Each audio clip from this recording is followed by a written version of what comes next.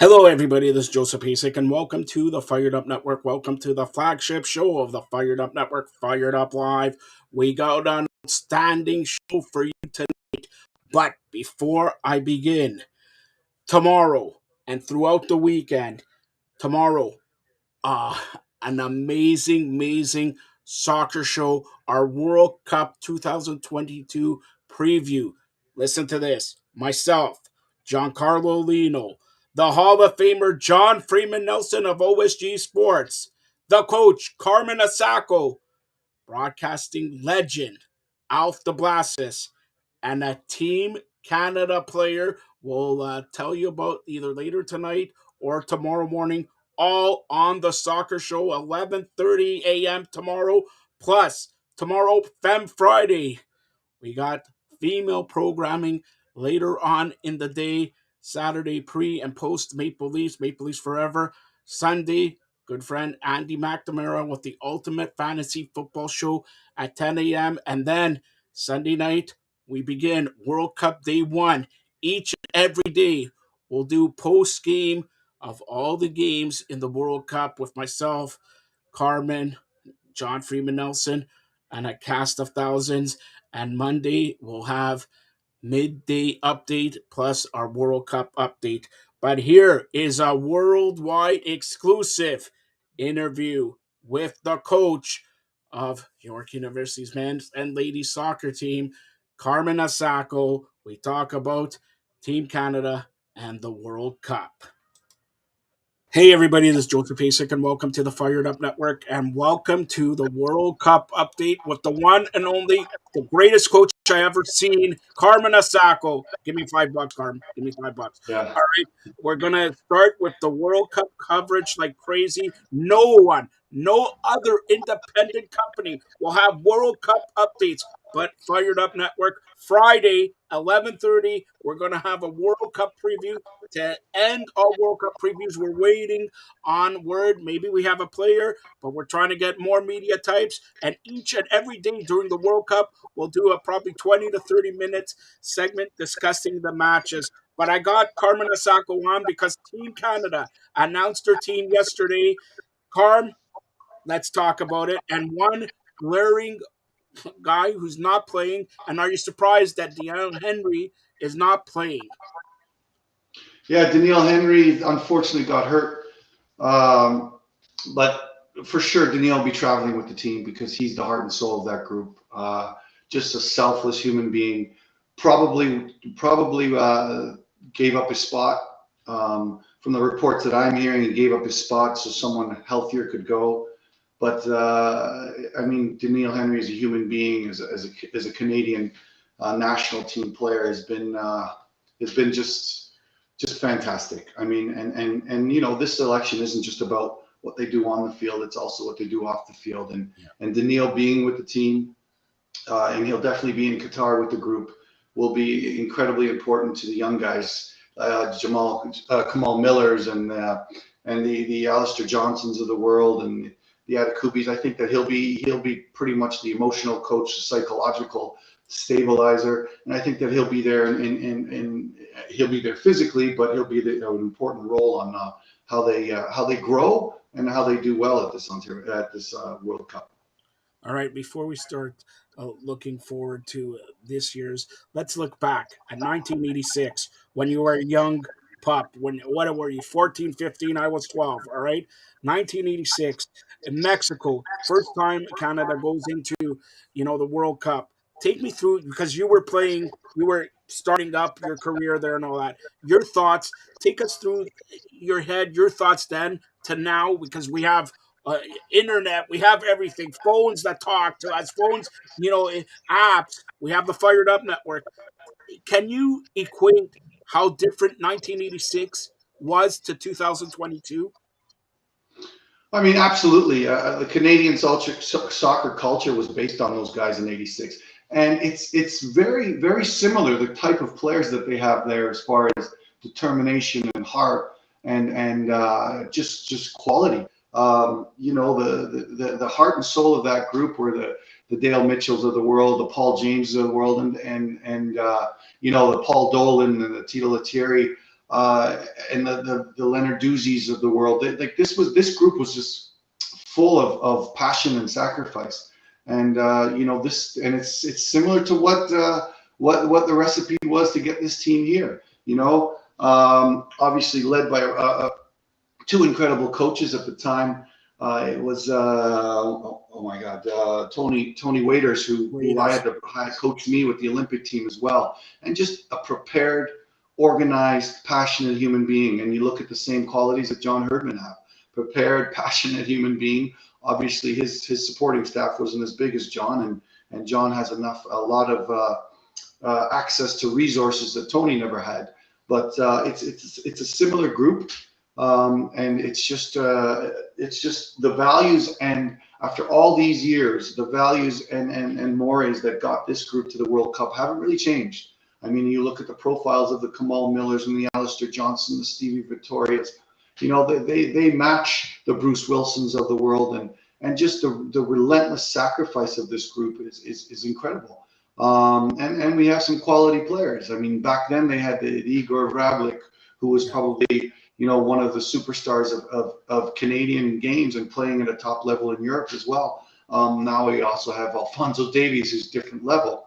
But, the similarities of 86, to 2022 are for me, who knows these players that did what they did back in 86, are incredibly similar. And it's incredible that if they had an incredible mentality. And I remember, as a young man, cheering when I thought that free kick went in, and jumping up and down. And I remember Bobby Leonarduzzi missing that sitter inside the 6 against France, and Paul Dolan standing on his head, save after save against France as an 18, 19-year-old. These were images that will stay with me my whole life. And we've seen the same images with Boyan and with Davies and with Buchanan, jumping in the snow. Obviously different era, but so many similarities. So I'm going to ask you, I'll point blank ask you, 1986, 2022, which team is better?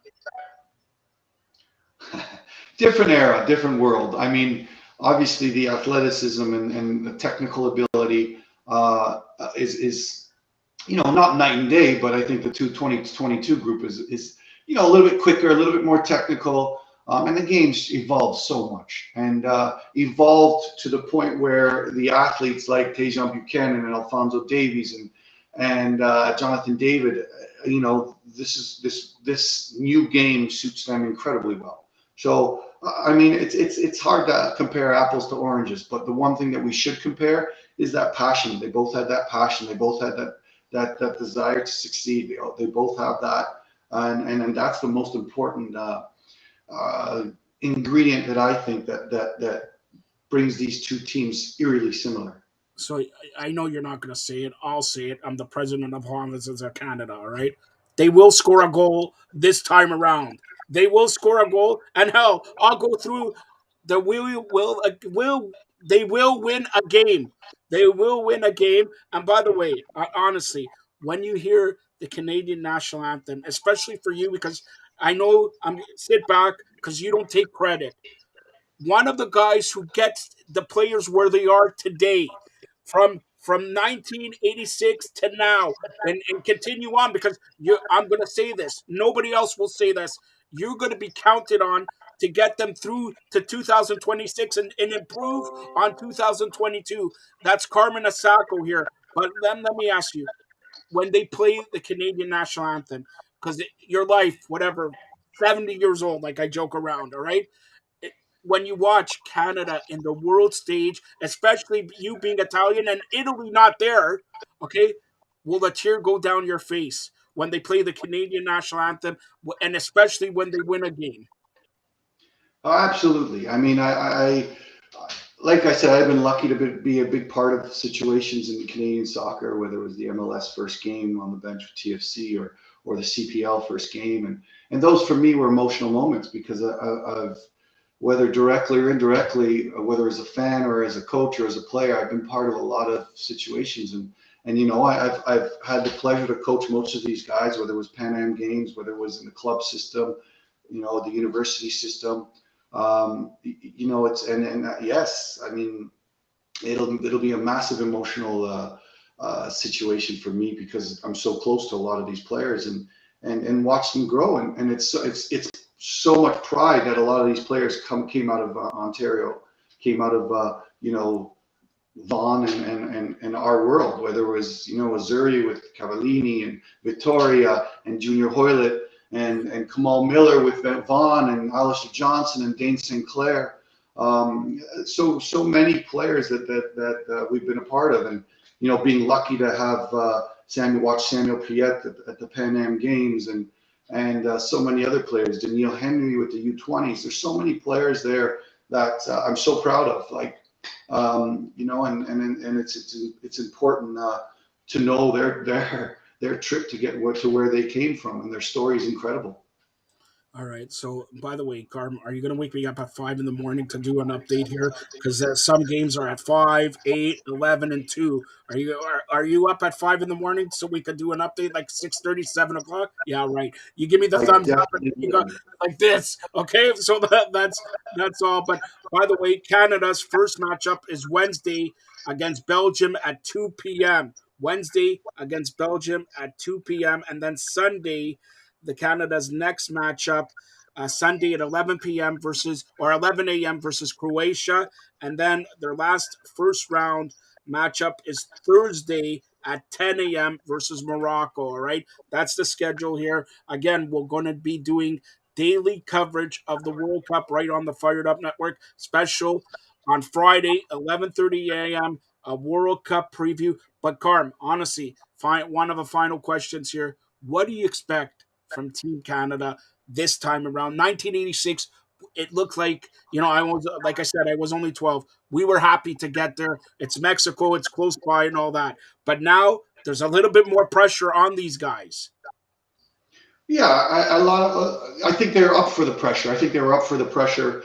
I mean, Canada back in the '80s was expected to be top two in the CONCACAF, top two to the Mexicans, and they were always expected to. So this is a team that probably underachieved, like not getting to the '82 World Cup, maybe not getting to the '90 World Cup. So these situations is different. This team is a team that on paper and everywhere else overachieved and are still not getting the respect they deserve as far as rankings, as far as all that stuff's concerned. So the scariest thing is they're coming in with a chip on their shoulder, and they're coming in with a belief. And I think when that whistle finally blows, that belief is just going to explode. And I do think that Holland and Croatia and Morocco will have to be at their best to beat this group. That's for sure. I think that all the memories of playing a tough Mexico in the Azteca Stadium and all those challenges that they had will come to the forefront, and they'll definitely be up for that challenge because all the preparation now, because of Herdman will have every detail, everything understood, every I dotted and T crossed. So it'll be interesting for these guys to see how much preparation and now the willpower and the passion that's going to come out of it. So you know what? I think the group that he selected was very good. I think the happy stories of Liam Miller earning a spot there, the unfortunate stories of Maxime Crepeau who was fighting for a starting spot, breaking his leg so heroically in the LAFC MLS final, but that's Maxime is. He's just selfless and sacrifices for the group as he did. And then the side stories, not having a Scott Arfield there, for different reasons. Scott Arfield doing so much with Rangers and playing in the Champions League and could have offered so much guidance, but I think this group was resilient in their mentality, and I'm sure that Scott Arfield did match that mentality. So there's other situations where I think that it'll be a very close group. A group that will be led by emotion, but don't let that emotion fool you, because there's going to be a lot of preparation and a lot of tactical awareness in that group as well. Now, late last week, Canada played their final tune-up against Bahrain. They finished 2-2. were through the years of recording. What do you look at in the final tune-up, and were you satisfied with that draw, or do you expect something more against Bahrain? I mean, again, usually let's talk about, in the past, 1986 even, they probably played an exhibition game like that, and it went under closed doors and no one knew about it. This was a game for the MLS players to get their feet back, to get their rhythm back. I don't think the result was the main focus. I think just staying healthy was the main focus. And unfortunately, we lost Daniel Henry in that game and with a calf injury.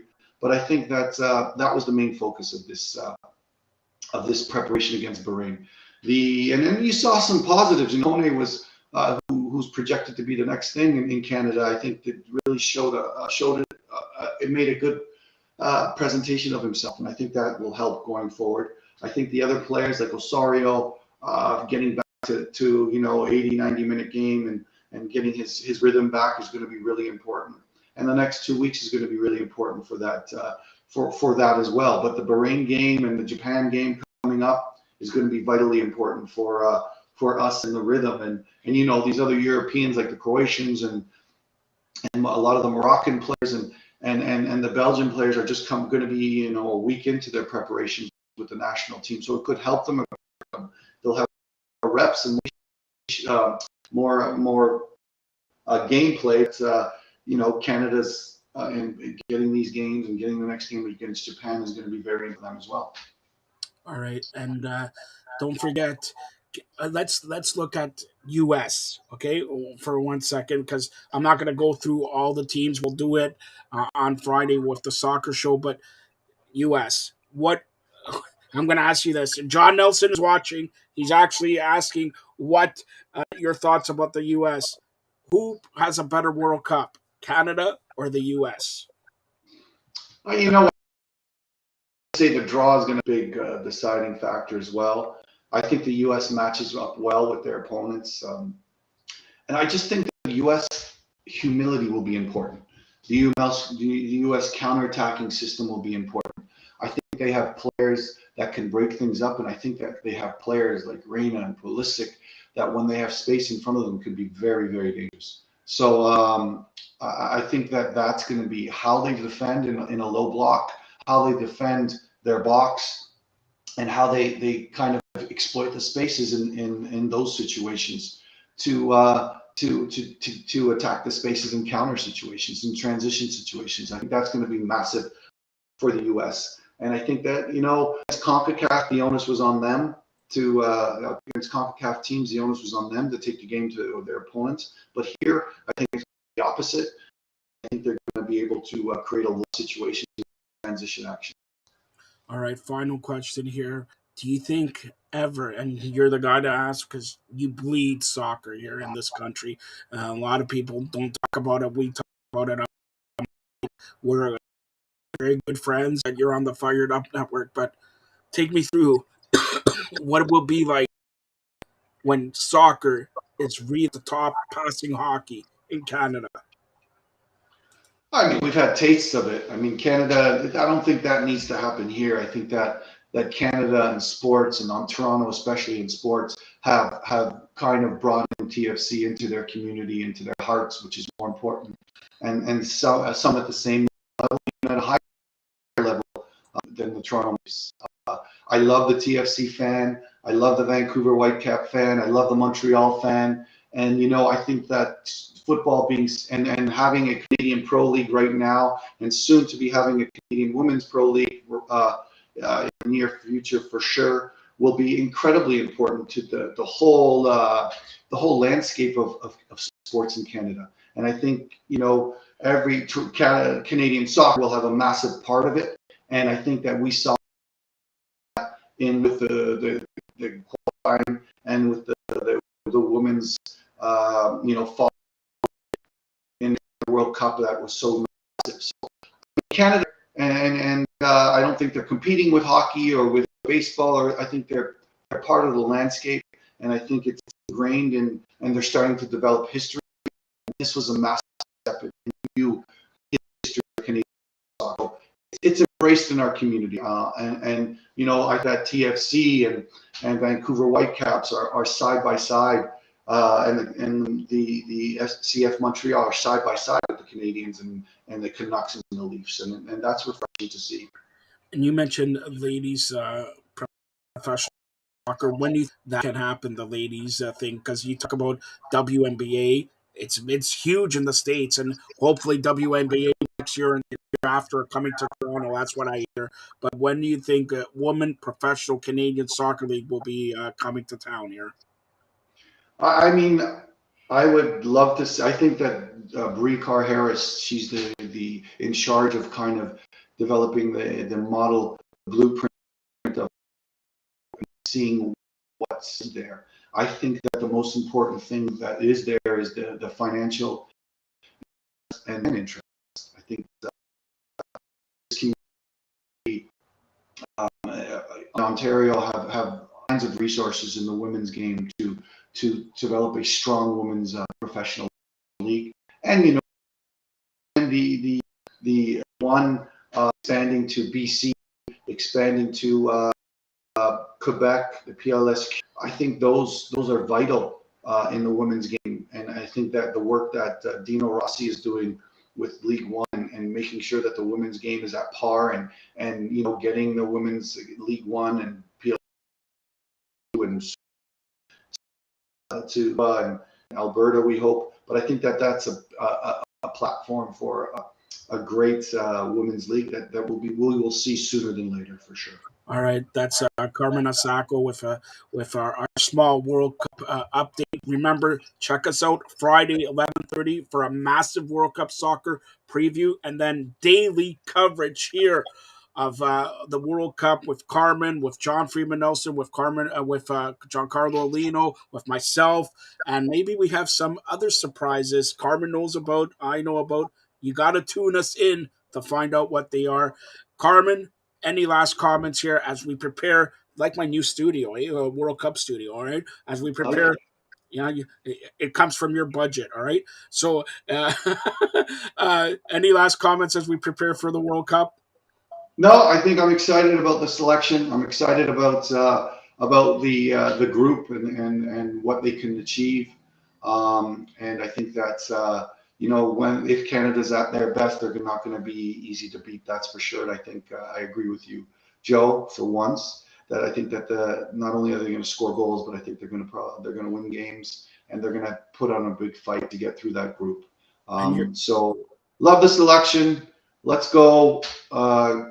Good basis, good strong. Obviously Alfonso Davis, Jonathan David, Atiba Hutchinson now back in the fray in Turkey playing games is all exciting for us. And Stevie Victoria has been a beast in organizing Kamal and Alistair. It should be crazy. It should be great fun to see, and I'm looking forward to it. And everyone out there better be supporting. We better be supporting. Whether it's on St. Clair or whether it's in Woodbridge or whether it's in Markham or Scarborough, we better be having those Canadian flags waving proudly because this is a group to be proud of. and Carm, of course, we're going to be at Nino D'Aversa. Maybe we should do some live hits from Nino D'Aversa, which you're paid for food by it. Anyways, Marty Roberts, your good friend, has chimed in one question. Since you guys are talking football, who's Carmen's pick for the Grey Cup? Argos and Winnipeg Sunday. Argos and Winnipeg. Yeah, I got to go with the Argos, although I think Winnipeg's like 501 in the last 4 years. That's right. That's right. So All right. I got to go with the hometown Argos, and and good luck to them. All right. Again, check us out on Friday, 11:30 a.m. for the World Cup preview, and then daily coverage of World Cup today with Carmen Asako. Thanks a lot, Carm. All right, guys, we'll talk soon.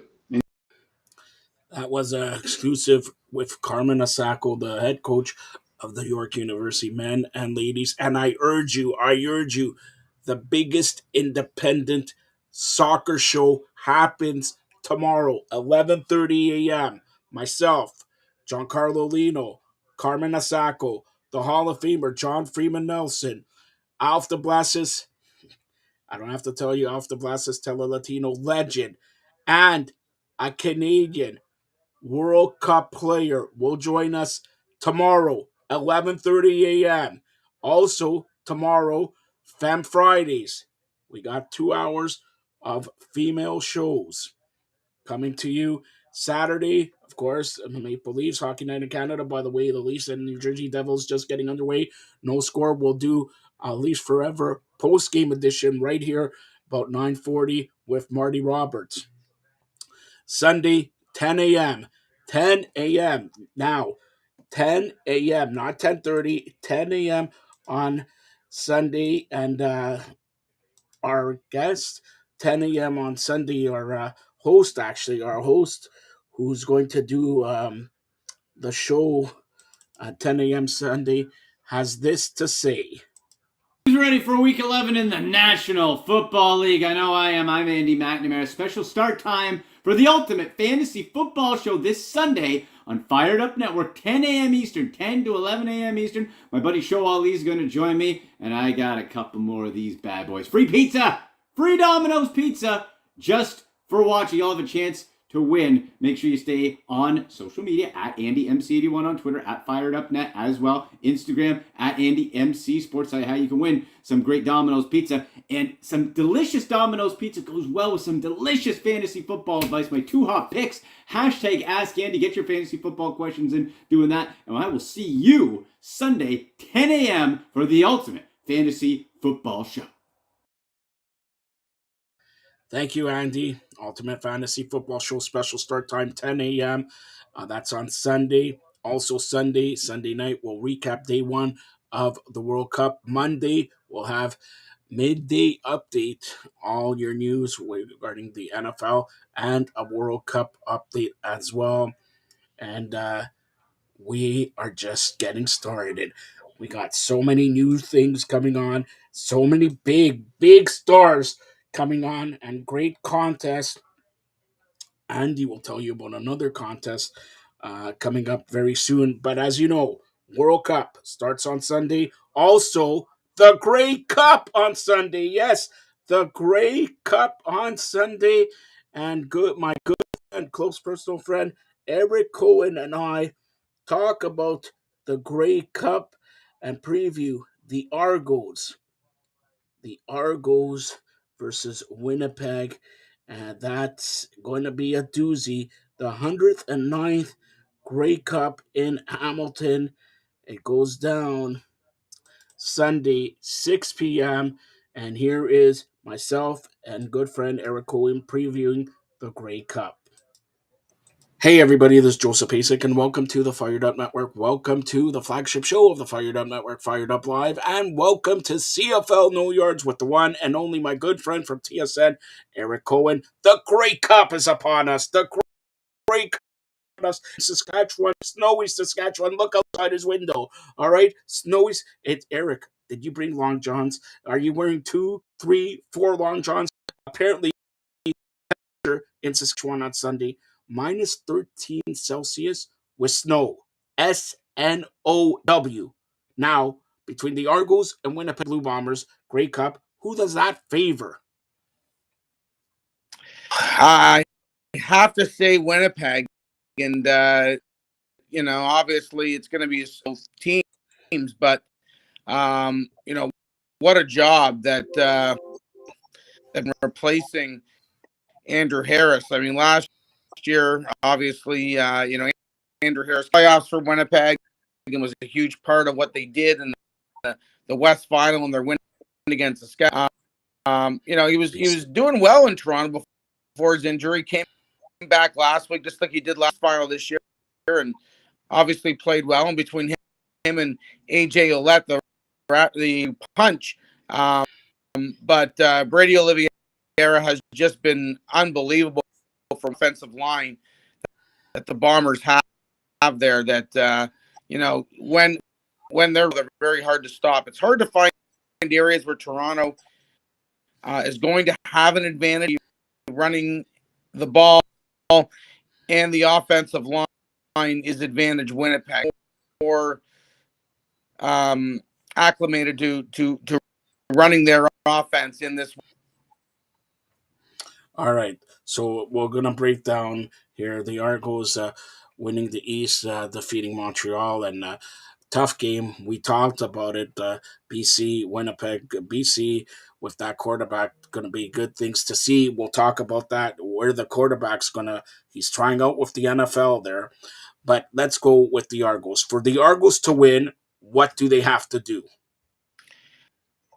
Well, I think they got to contain Zach Collaros, and I think just got hurt late in the West Final. I obviously all I was thinking about was now for Toronto, but from everything I've been told and everything we've seen, Collaros, he walked off the airplane fine. His teammates were making jokes about him doing a wrestle to make sure he was fresh on that plane ride from Winnipeg to Saskatchewan. Obviously, I think Russ had to deal with when he went overseas, but I think that's the biggest way Toronto would have an edge in this game is if Collaros was not mobile and he was more of a statue, and Toronto's very impressive defensive line was able to. And if Collaros didn't have the time to get the ball to his stud receivers, obviously, Dalton Schoen is about as good as it gets.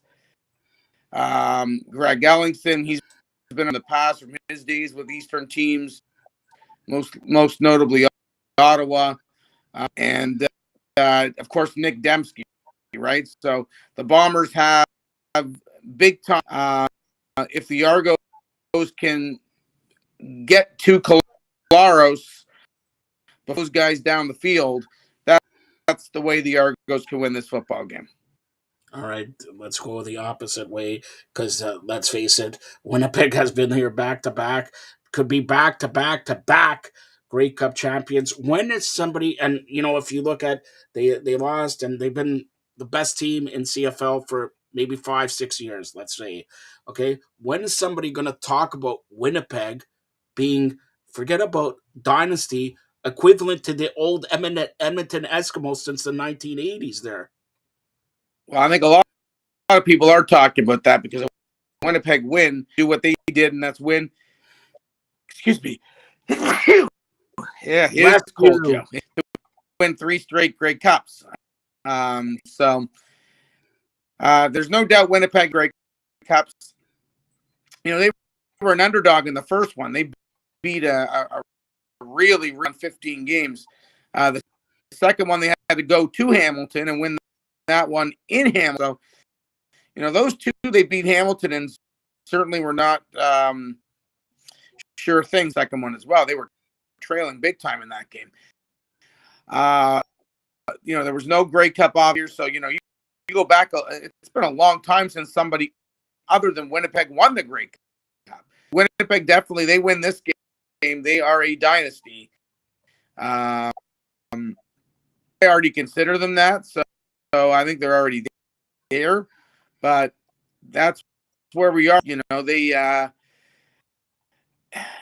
at the top of the team that's close to them or has been that close to them. Obviously, Hamilton took a big step back this year and couldn't win a playoff game and was under 500. So, yeah, Toronto has their work cut out for them. But I think Toronto knows that. I like Toronto's obviously Brandon Banks was a part of the 2 Grey Cups that Winnipeg won. Toronto is going to try for a third time to beat this team in a Grey Cup. I like those. I do. I think that there's a lot of veterans. A 3-time loser. Well, he could be. But I think McLeod Bethel Thompson is going to go into this game with the right attitude. Yeah. And I think it's going to be a good game. I think it might be closer than some people think. Some people think it's going to be play with them, and I think this game's going to be decided in the fourth quarter. So let me ask you this. If the Argos win, is this the biggest upset in Grey Cup history? The last, let's say, maybe not Grey Cup history, maybe the last 30 years? Not even close. No? Toronto's not even that big an underdog in this game. So from a point spread perspective, up to 5.5 points. So no, people who gamble on the CFL are not expecting Winnipeg to just go and blow them out. And I don't think that you should think that Winnipeg's going to blow them out. Winnipeg did another one of their Grey Cup wins. I mentioned the last one was in overtime. This year Winnipeg certainly did not blow up BC. BC didn't handle that last possession very, very well. Winnipeg, who had for the second straight year, had the West Division 1 weeks to go in the regular season. They played a lot of close games down the stretch. Montreal and Winnipeg, a lot of teams were able to play with them. So I don't think it's by any means a foregone out. And if Winnipeg loses this game, I don't think people are going to be too shocked. I don't think a humongous upset. Certainly a bigger upset was when Ottawa beat Calgary here in Toronto, which was a great cup that also went down. All right, so two things before I get to your prediction here. Bo Levi Mitchell getting traded. Hamilton has his rights, but he still wants to test out free agency. And we talked about the BC quarterback, Rourke, there, getting tryouts with the National Football League. Where do you think he ends up? Put it that way. First, Nathan Rourke. Well, Nathan Rourke, definitely opportunity at the NFL. The way he was going before his teams would be interested. When he came back from his injury with the foot, he clearly wasn't this well. So you weren't able to see from him what you saw early in the year. But I think Brissett definitely wants a shot, and we'll see if he can catch on with an NFL team as a quarterback. Obviously, that news would suck for BC, but it's also part of the reason why they acquired Vernon Adams Jr. earlier in the year in case this happens. So Levi Mitchell, Hamilton obviously did not get what they were expecting at a Mazzoli go.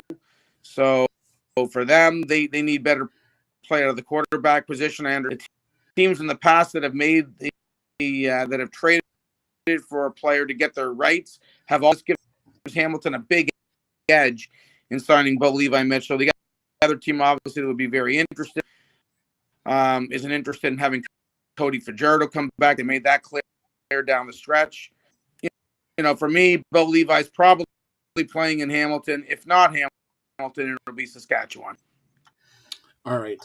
So now getting back to the Argos, I'm going to ask you for your prediction, and I don't think you're going to pick the Argos. So if the Argos win, okay, are you going?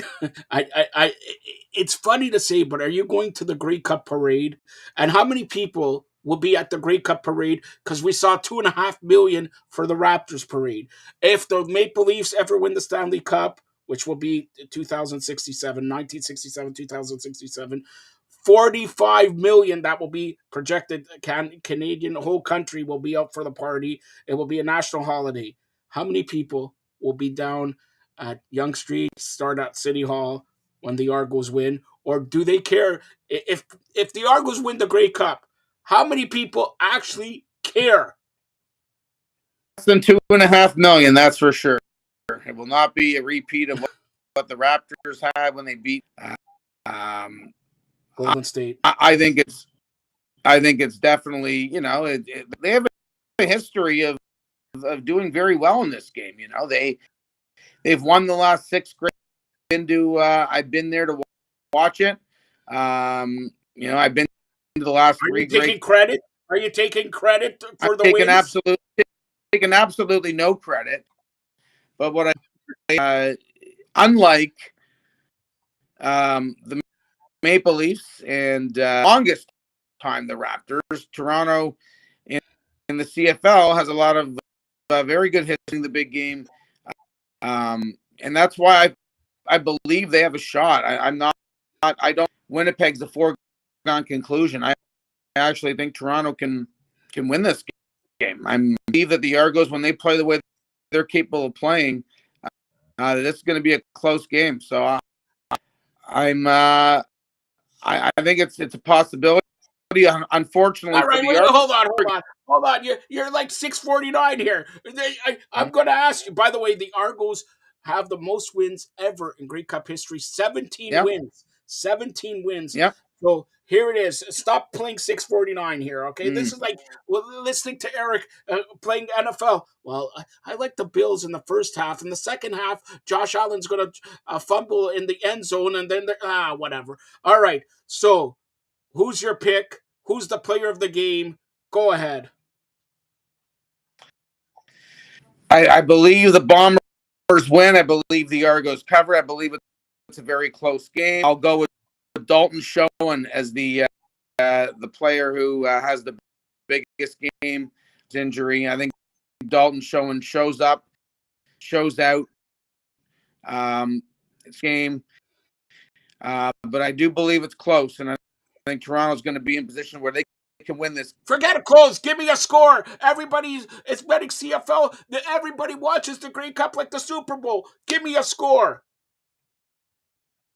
24-20. 24-20 for Winnipeg. I'm going to say this. If the Argos win, it's going to be Andrew Harris who rides them to victory. If the Argos lose, it's going to be Mikel Bethel-Thompson that gives away the game. Put it that way. And I I'm the president of the provinces of Canada. So either I pick the Argos, which, by the way, Eric, Toronto is in Canada. Winnipeg is in Canada. So it's going to be this. The Argos or Winnipeg. Somebody will win the Grey Cup.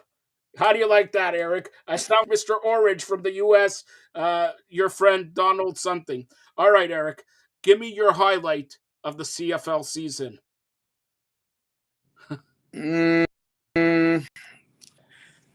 That's a good question. That's a good question. That's better than whatever you come up with. You know what? I'll say when Toronto beat Winnipeg early in the year. Toronto Bombers in Toronto. It's the second straight year Toronto's beaten the Bombers. So Toronto has a history of beating this team, and I guess for me, it gives me hope that Toronto can find a win the Grey Cup, which would be their 7th in a row in the games that they're at. So Argos finding a way to beat the Bombers early in the year. That'd be my highlight of the year. All right. So the Grey Cup is this. You know what?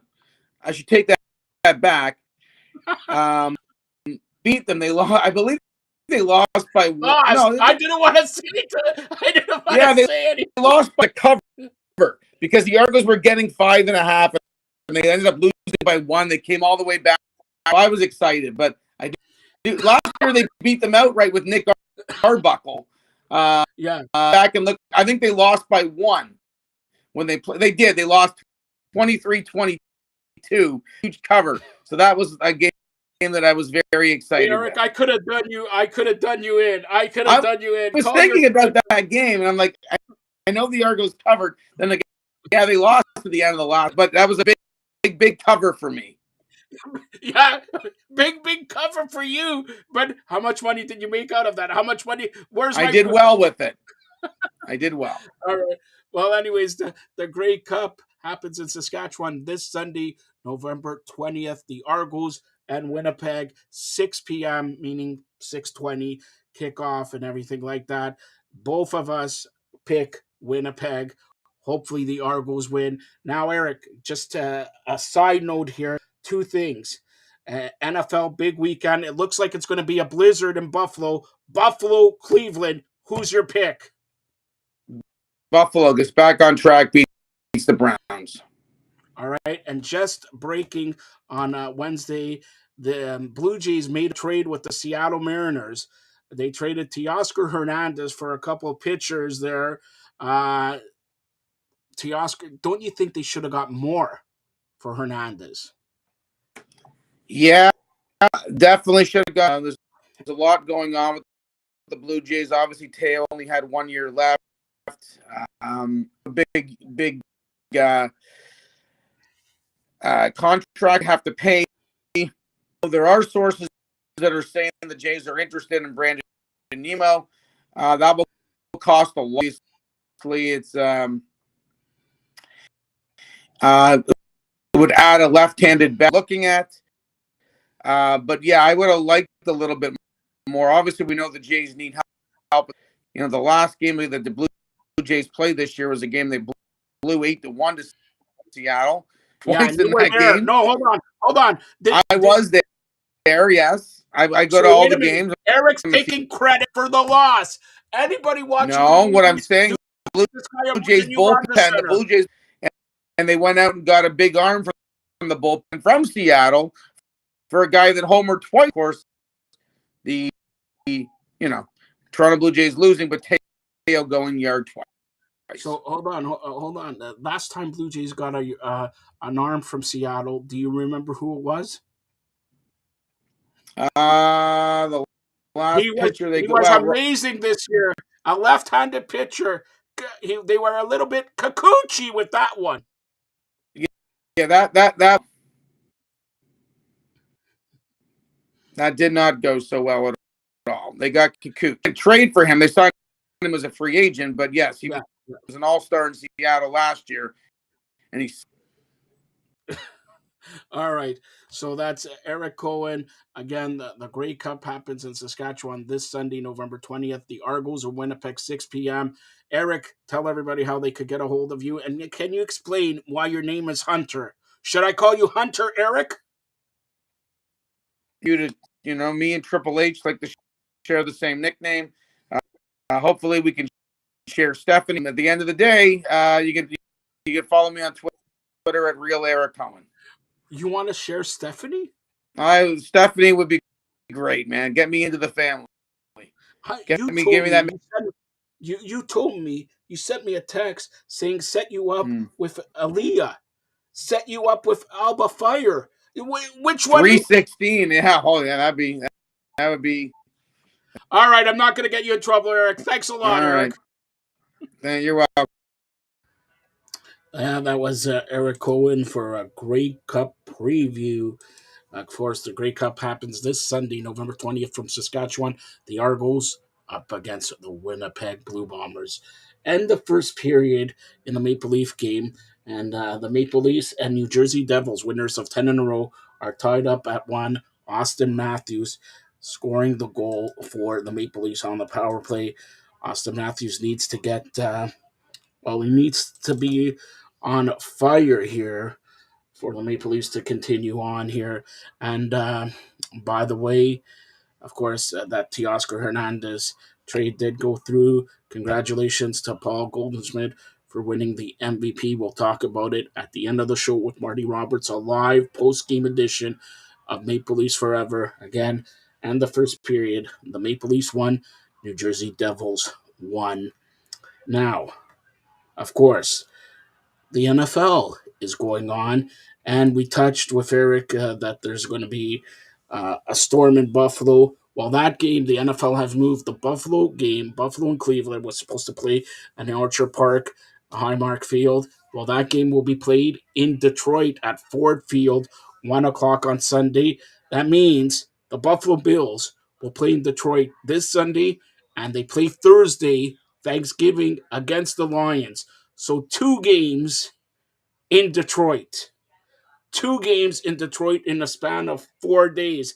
I don't know if they're going to go back to Buffalo, but 2 games in a span of 4 days for the Buffalo Bills. Hopefully Josh Allen's okay. Buffalo Bills pick up a big victory in Cleveland or against Cleveland and against Detroit. Then they play New England. All right, and I mentioned this because we're going to take you to sports fluent Anthony K, good friend of mine, Anthony K, with the Fantasy Grill and the Fantasy Goats. The Fantasy Goats. From here, deep down, the Fantasy Goats. All right, and we're going to do that right now. Anthony K with the Fantasy Grill.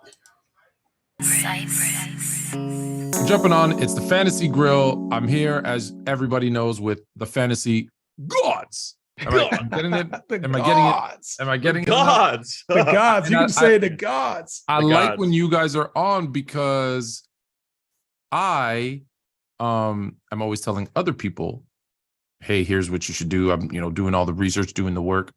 But you guys did all the work. So now I can ask you, because I'm going to start right off the bat with, I got a problem. In one of my main leagues, my big league, my most trash talking league, I have Cooper Kupp. Mm. Now what do I do? I just make it simple. Now what do I do? Who do I get? Well, I'll start it real quick. You can't replace Cooper. Like, going to replace him. What you want to do is try to find the most upside that you can. Justin called this pre-game, but Christian Watson is someone that probably is rostered now. He's probably out there, but if he's still sticking around, he has the most upside that you're looking for as far as points that could match Cooper Kupp, right? So you got the super ultra athletic, drafted early, and I actually really like Christian Watson dynasty-wise as a rookie. I called that early on, and I said that he has all the things that you look for. And I got clowned. Height, weight, speed. Everybody was just clowning me for that. But it turns out that this dude has the metrics that you look for in a wide receiver one. And sure enough, he displayed it last week with 3 touchdowns. So we know he has the upside. The other guy that you have to look at is probably just throwing it around, but I think Allen Robinson has probably been dropped in most leagues. So now it's kind of time to see if he's still on waivers. And then, of course, Kadarius Toney, another guy that probably not rostered in most leagues, someone that you could look at. He was phenomenal. I saw the highlight. He changed his glove mid-catch. Yeah, he adjusted his Before glove. the catch. That was crazy. That's special. So I think those 3 for me would be the ones I'd look at. Yeah, there's no replacing what Cooper Kupp does on a week-to-week basis. And when you talk about, Allen Robinson, you just got to temper your expectations. He's a high-end wide receiver 3 with a little bit of potential now if Stafford gets him the ball. Some other options include trading, right? This is a trade deadline for most leagues. Go after some guys that people are fading. Deebo Samuel, who has similar upside, but also isn't going to be what you drafted him at. You might be able to get him at a cheaper price. There's injured players who are potentially coming back from injury. Keenan Allen, Jamar Chase. So these are guys you can target at potentially lower cost. Mike Williams, Hollywood Brown, guys that can significantly help your team that you might be able to get at a reduced price. So while you definitely want to play the waiver wire, that's not the only way to win. I'd be sending active trade offers if I lost Cooper Kupp. So here's the thing. In most leagues, people fall in love with, 1, people they draft, and 2, people with name cachet. Will people actually trade you? Do you believe they'll trade you a Jamar Chase or a Deebo just on name alone for something reasonable?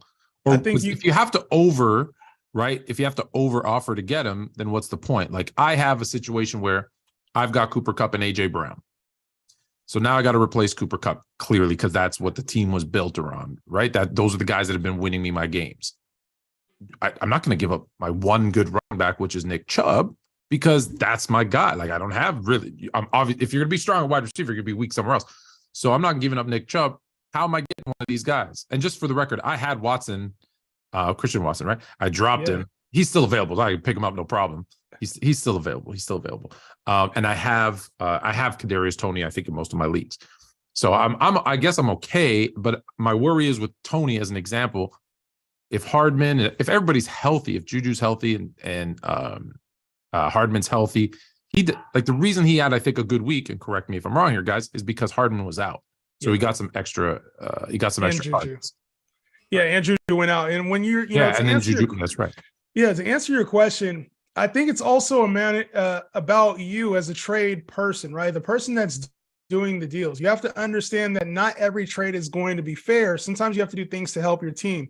And one way to do that without giving up your stud players is to give the other player who does have the stud, the Keenan Allen, the one who recognizes the name value or maybe the draft capital that was put in. You have to give that person some upside. So you mentioned you have Christian Watson on your team. That's a guy I definitely would include in this, because in that person's head for Keenan Allen, Christian Watson actually might be more valuable. But Keenan Allen has the name.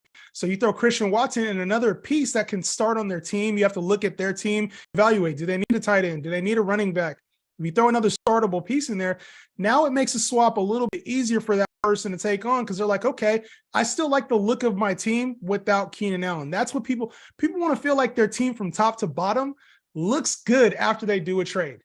If they're going to spend the time to invest in a trade, they want to make sure that they got the right deal and feel like they improved and won the deal. So as the trade partner, as the person that's giving up, you have to be able to say, look, as long as I feel like I'm improving, it should be a good thing. All right. Yeah. I'll also say this: if you have Cooper Kupp, it's also a good time that he's on IR, so he's not out for the season, right? So at least at this moment. So to me, I think you need to capitalize on that. If you're looking at replacing Cooper Kupp or getting someone of a value, go to those teams that are in second, third, maybe even fourth place, right? That you say, hey, look, I'll give you Cooper Kupp because he's going to be there for the playoffs still. We still got a few weeks left. Do you want him in the playoffs, right? And you can kind of sell that name, sell the fact that he's not on IR for the season and say, hey, maybe you will get someone in that range, like you said, Deebo Samuel or maybe a Mike Evans, like, hey, this guy maybe has the depth that he can give up and be like, you know what, I'll take Cooper Kupp on the bench because, hey, man, for the playoffs, he's going to be a stud for my team and I could win it all. But you may be able to sell that, right? And then Cooper Kupp may come back. He may not come back at all and you win. Mm-hmm. He may come back and he'll just still be, slow off the injury and you win. So, I mean, you could use Cooper Kupp as a chance for his name and the fact that he's just on IR for a couple of weeks and still get a top tier talent to push you forward. I'm in a difficult position because I'm the guy who's been leading all season and now I'm in second. So I am that guy. So now you got me thinking maybe I just hang on to because it's 4 to 8 weeks, they say, right? 4 weeks, probably gets him back in time for the playoffs. 8 weeks, maybe too late. Would you give up a Mark Andrews? I'm just giving everybody my whole team here. Would you give up Mark Andrews to replace him? Or and when I say replace him, to your point, you're not replacing Cooper Kupp, but to get in another kind of wide receiver one, like a top 12-ish. I would not give up Mark Andrews to get Cooper Kupp. Yeah, I think it's tough. I mean, no. Don't have a tight end. No. Should I give up Mark Andrews to replace Cooper Kupp? He's acquiring Andrews. I have it. No, I have Andrews. Oh, you have Andrews. Oh yeah. My team. No, if you have Cooper Kupp, especially if you're in first, don't panic. You throw some offers out there. I would not trade any of my starting pieces, especially since you just lost a starter. I'd be trading pieces on my bench to secure more starters, especially because buys are going to end here in the next 4 weeks. And that's also right around the time when Cooper Kupp comes back. If you have 6, 7, 8 wins, 9 wins on the year, whatever your record is, you're okay. As long as you secure a playoff spot, that's really the only thing that matters. So if you can secure some more wins along with because there's times you've had Cooper Kupp on your team and you've lost, right? So it's not like he's the only factor. You have a team for a reason. Use some of those bench pieces to acquire or just trust some of those bench pieces. They're on your bench for a reason. All right. Actually, my first loss was his bye week, I believe. Well, then maybe not then. And then my second loss was Joe Mixon's 50-point game. 50 whatever point game. Yeah. So damn you, Joe Mixon, who I've been trying to trade for all season. No one will give him up. All right. So what else? All right. So that's my scenario. What else is going on? Who are some other names, running backs, any other position? What are the guys that we should be looking at, be it waiver wires or, hey, we're getting close to the playoffs. Who should we be looking at? I think for me, it's got to be Cole Kmet. I've seen him on waivers everywhere. And again, he keeps producing. He's starting to do the breakout. We predicted Cole Kmet early on in the season. Didn't look good for us. We were like, oh man, this guy's a bust. It's not doing well. But now slowly but surely he's getting involved.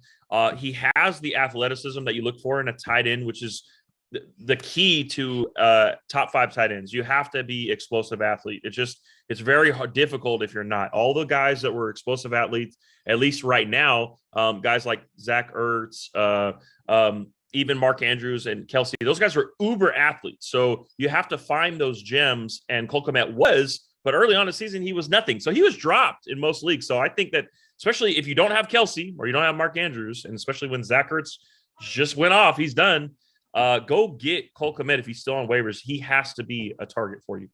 It's no surprise to me as a guy who watches obviously every second of every Bears game, that the Chase Claypool trade happens.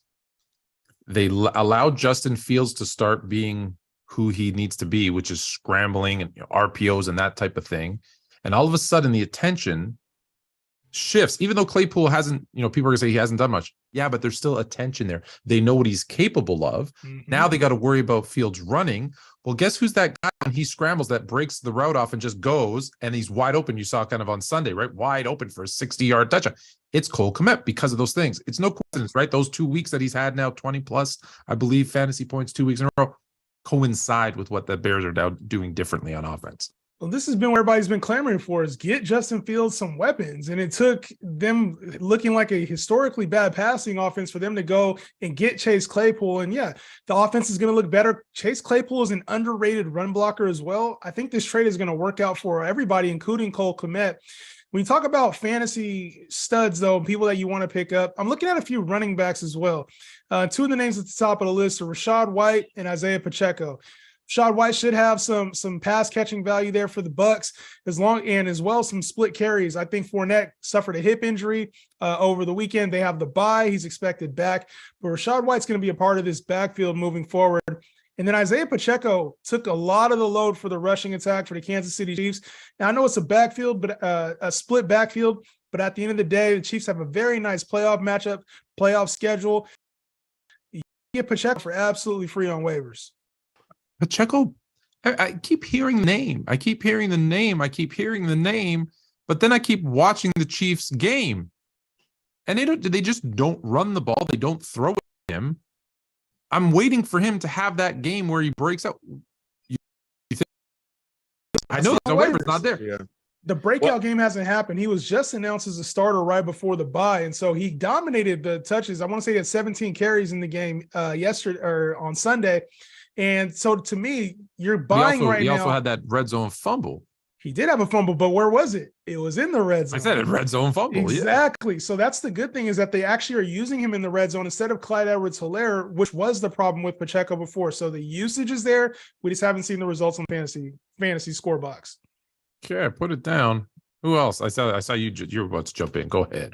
No, I was just going to say about Isaiah Pacheco. Look, I think he passes the eye test to me. Like he runs hard. He may be damn eye test. Try hard, try hard, yeah.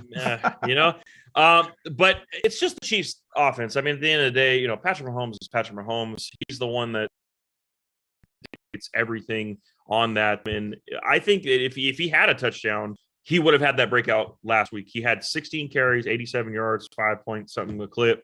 He's good. I mean, there's a reason why they moved on from Clyde. Like Clyde was their first round pick, like invested. He was Patrick Mahomes' guy, and now it's like, never mind.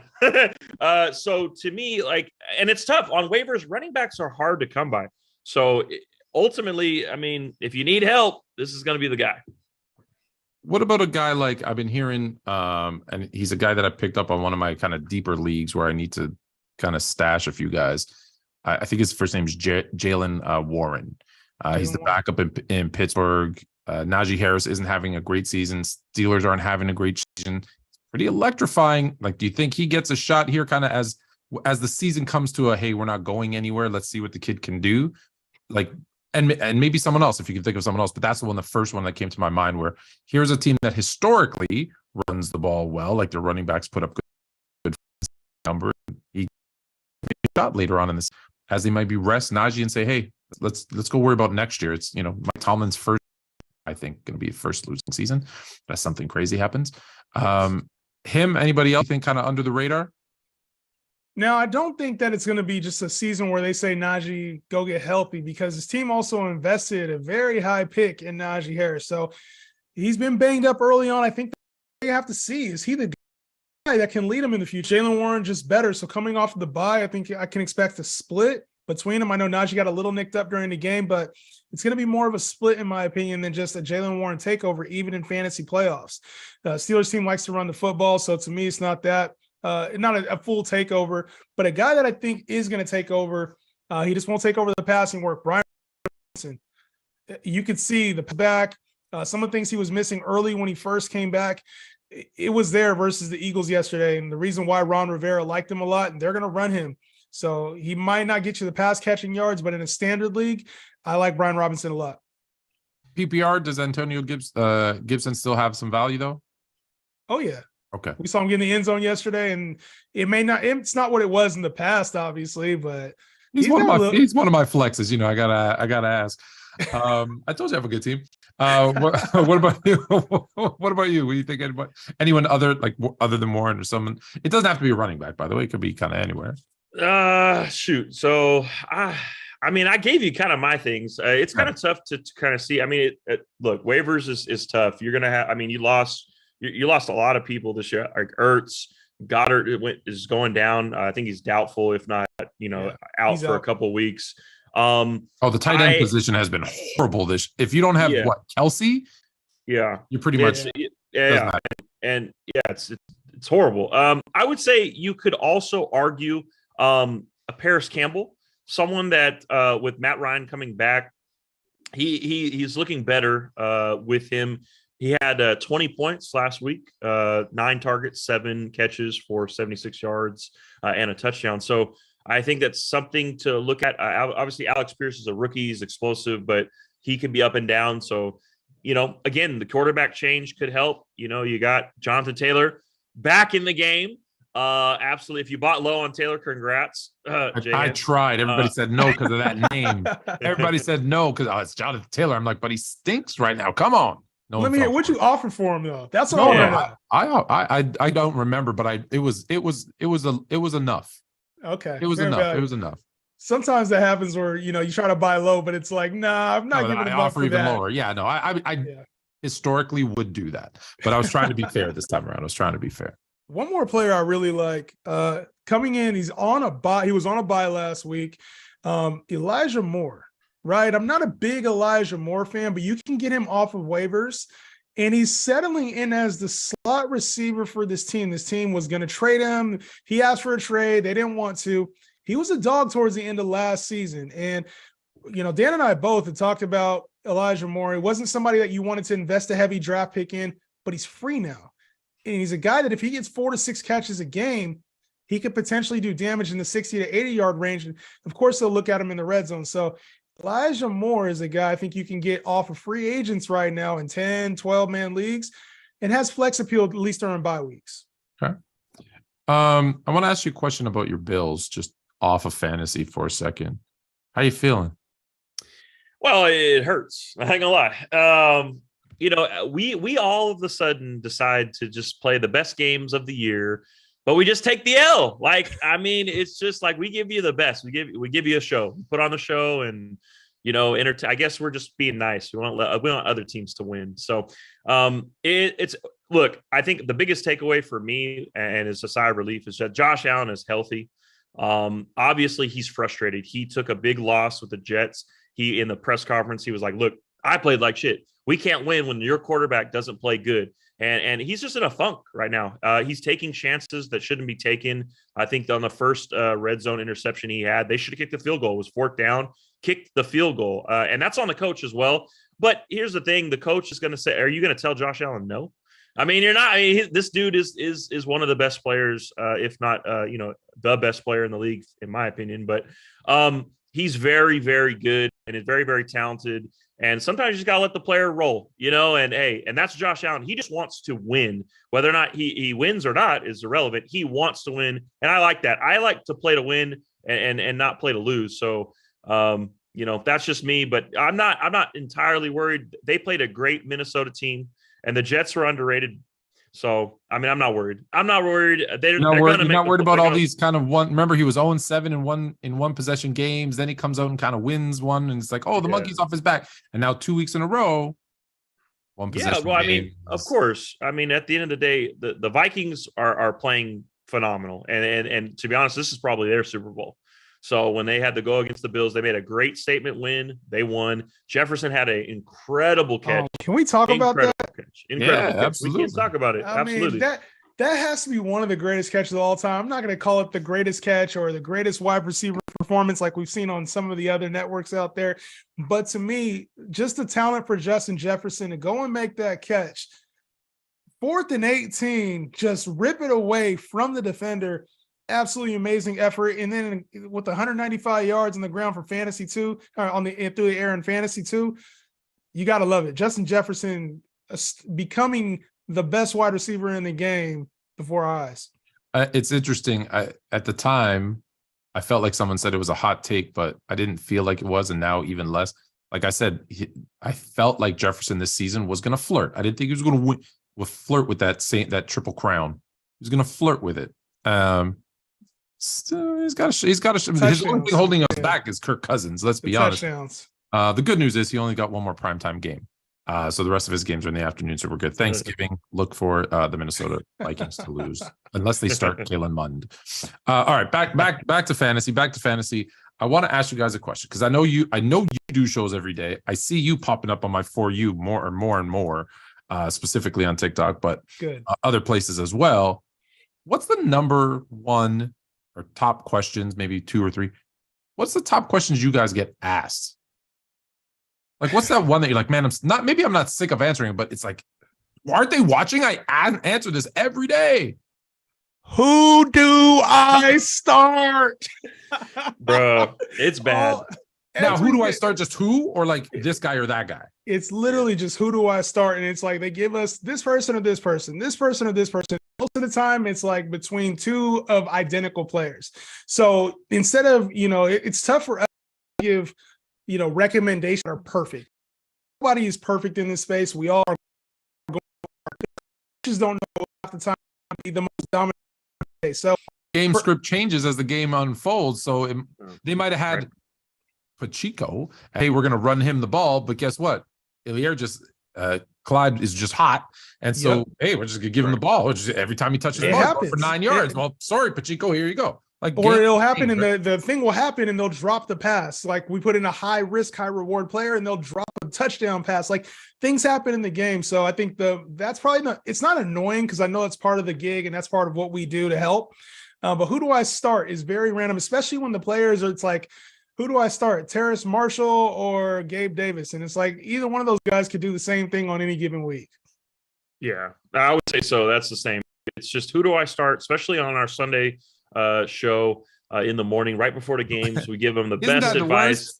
It's just the last minute, hey, y'all could have DM'd us like throughout the week. Like we have time, but hey, no, let's wait till the last hour of the last, chance. So, but I think the thing that we do the best, I think, and Justin hit it on the head where we can't get everything right. That's not what we're doing. No, but anyone who says they get it right all the time is lying or not trying. Right. But what we do offer are pathways. Like there are questions where it's like, hey, man, do I start, Christian McCaffrey off of an injury or do I play, Jeff Wilson? And we say, you play McCaffrey, like trust the process of the elite guys. Trust we the just better don't player. Yeah. Exactly. So there are people that come to us and they have those types of questions, maybe not that wide range, but very close to that range where it's like, okay, hey man, we got you. Just come on, just trust us, start the player, and then sure enough, he's gonna have the better game.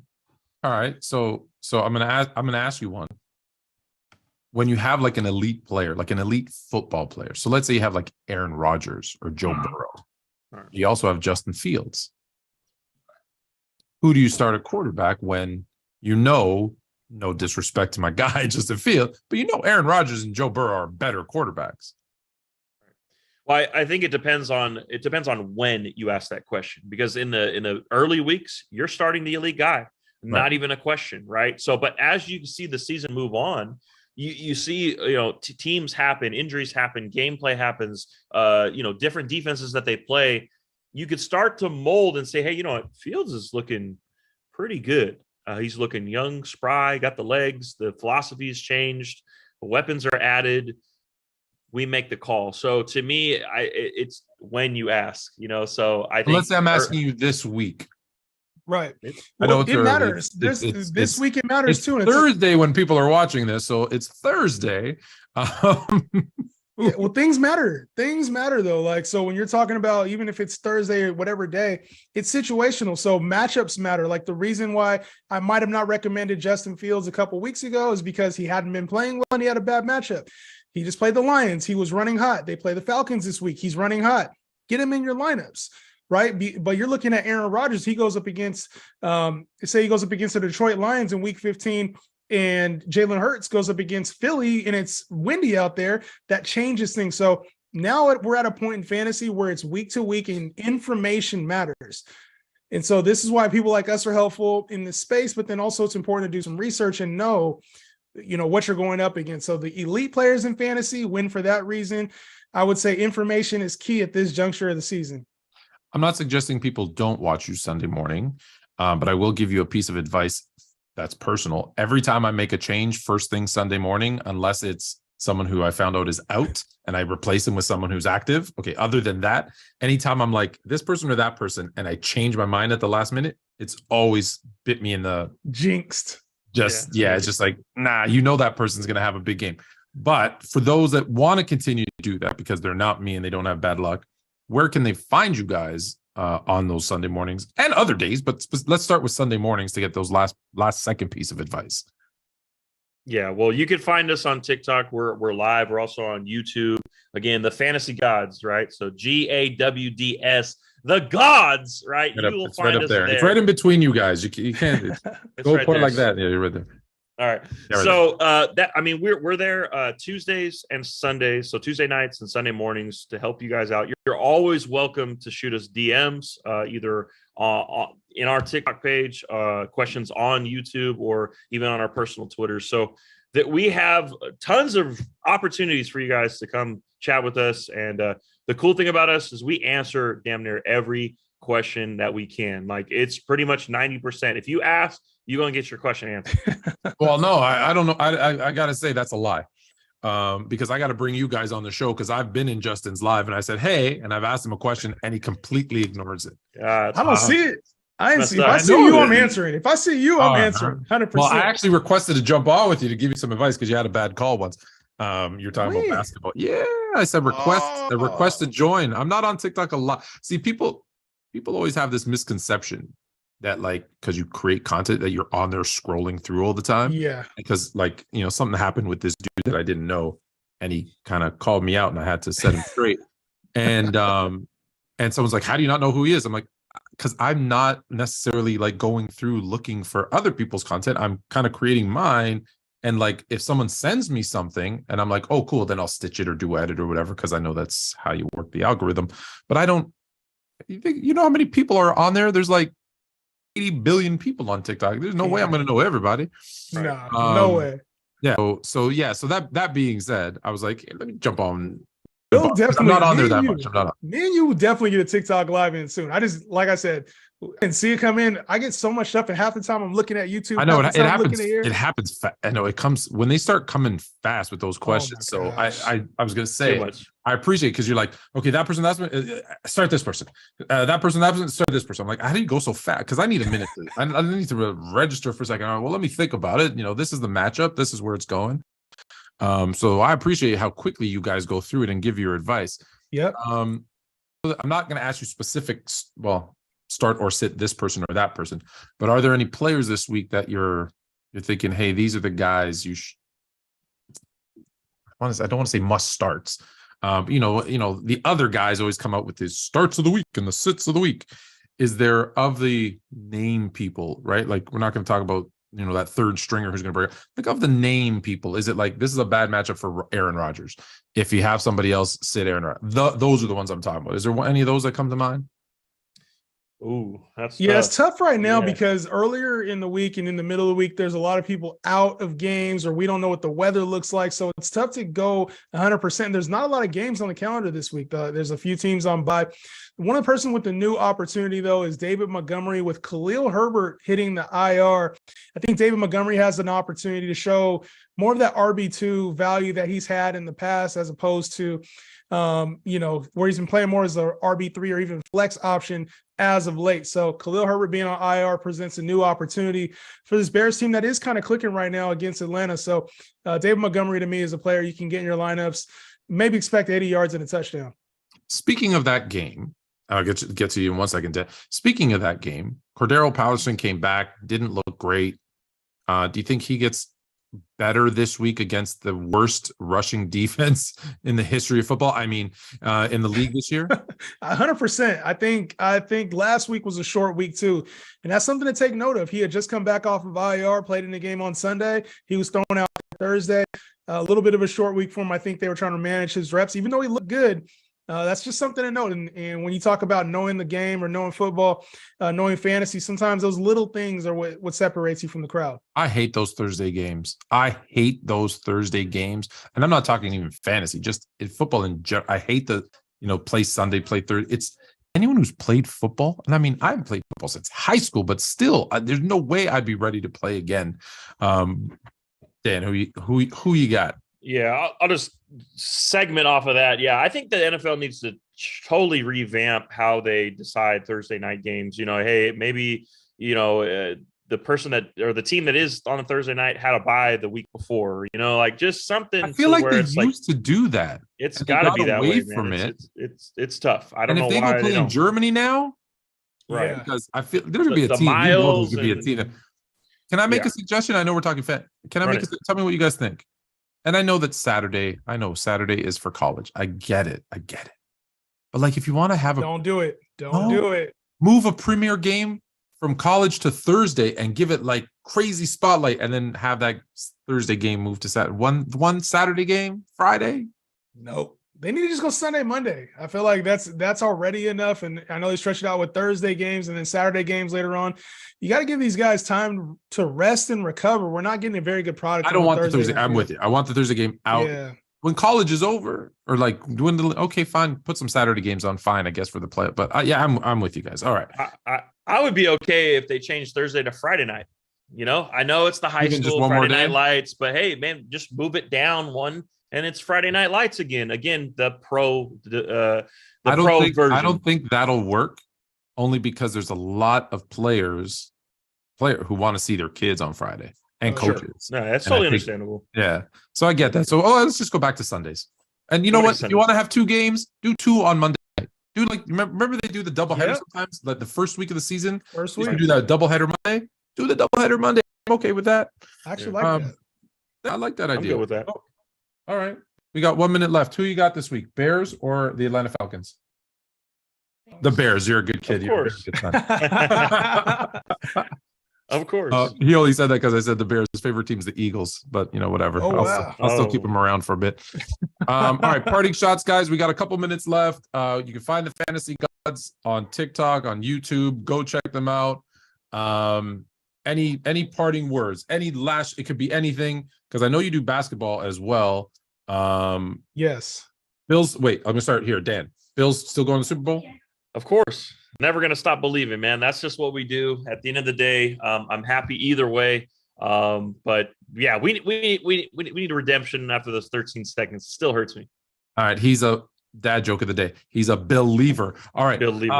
All right. What do we got? Anything? Basketball, football. Well, since you called the parting shot, I'm gonna take a shot at my counterpart over there and say that the Dolphins are gonna be one of the best teams in the AFC, win the AFC East. They are legit with Tua. This season?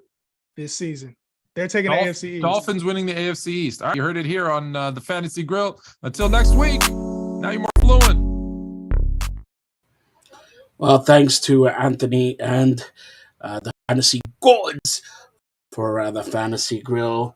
Maple Leafs are in the second period. New Jersey leads 2-1. Also, this weekend on Saturday is a big, huge wrestling event from AEW. All Elite Wrestling.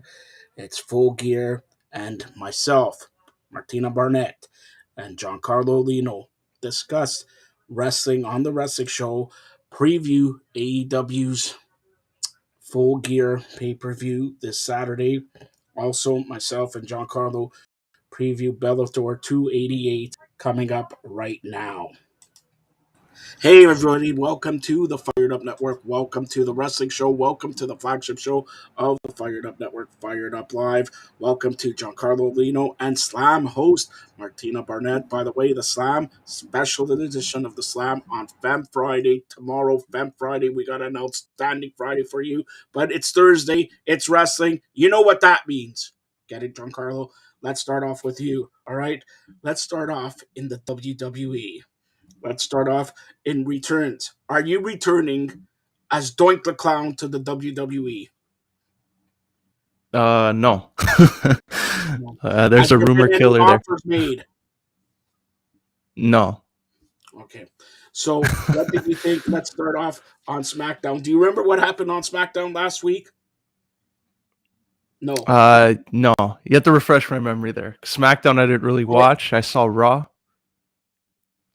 All right. Anything good happened on SmackDown last week? We saw the Usos retained, and they became the longest reigning tag team champions of all time, defeating the New Day, and that was monumental. And Roman Reigns was about to congratulate, or should I say, acknowledge them. We know we acknowledge him, but he was about to acknowledge them, and then the Brawling Brutes came out and rudely interrupted him, and also Drew McIntyre. And, a fight ensued. And so he never got to truly acknowledge the Usos. But I acknowledge the Usos. They defeated the New Day. They stole their title of the longest reigning tag team champions. Now the Usos. Kudos to the Usos. All right. Anything else happen on SmackDown that you want to talk about? That was the main thing I remember. Okay, so basically nothing. All right. Now let's get to Raw and Giancarlo. Okay, I know you came up with this for Matt Riddle. You're playing the bongs with Matt Riddle. What are they doing with Matt Riddle here? And by the way, I'm going to spoil this. Are you ready? Are you ready? I'm going to say this. Everybody thinks it's Rock versus Roman Reigns at WrestleMania, Royal Rumble, WrestleMania, everything like that. And Cody Rhodes will be involved in this is what I have just heard last night.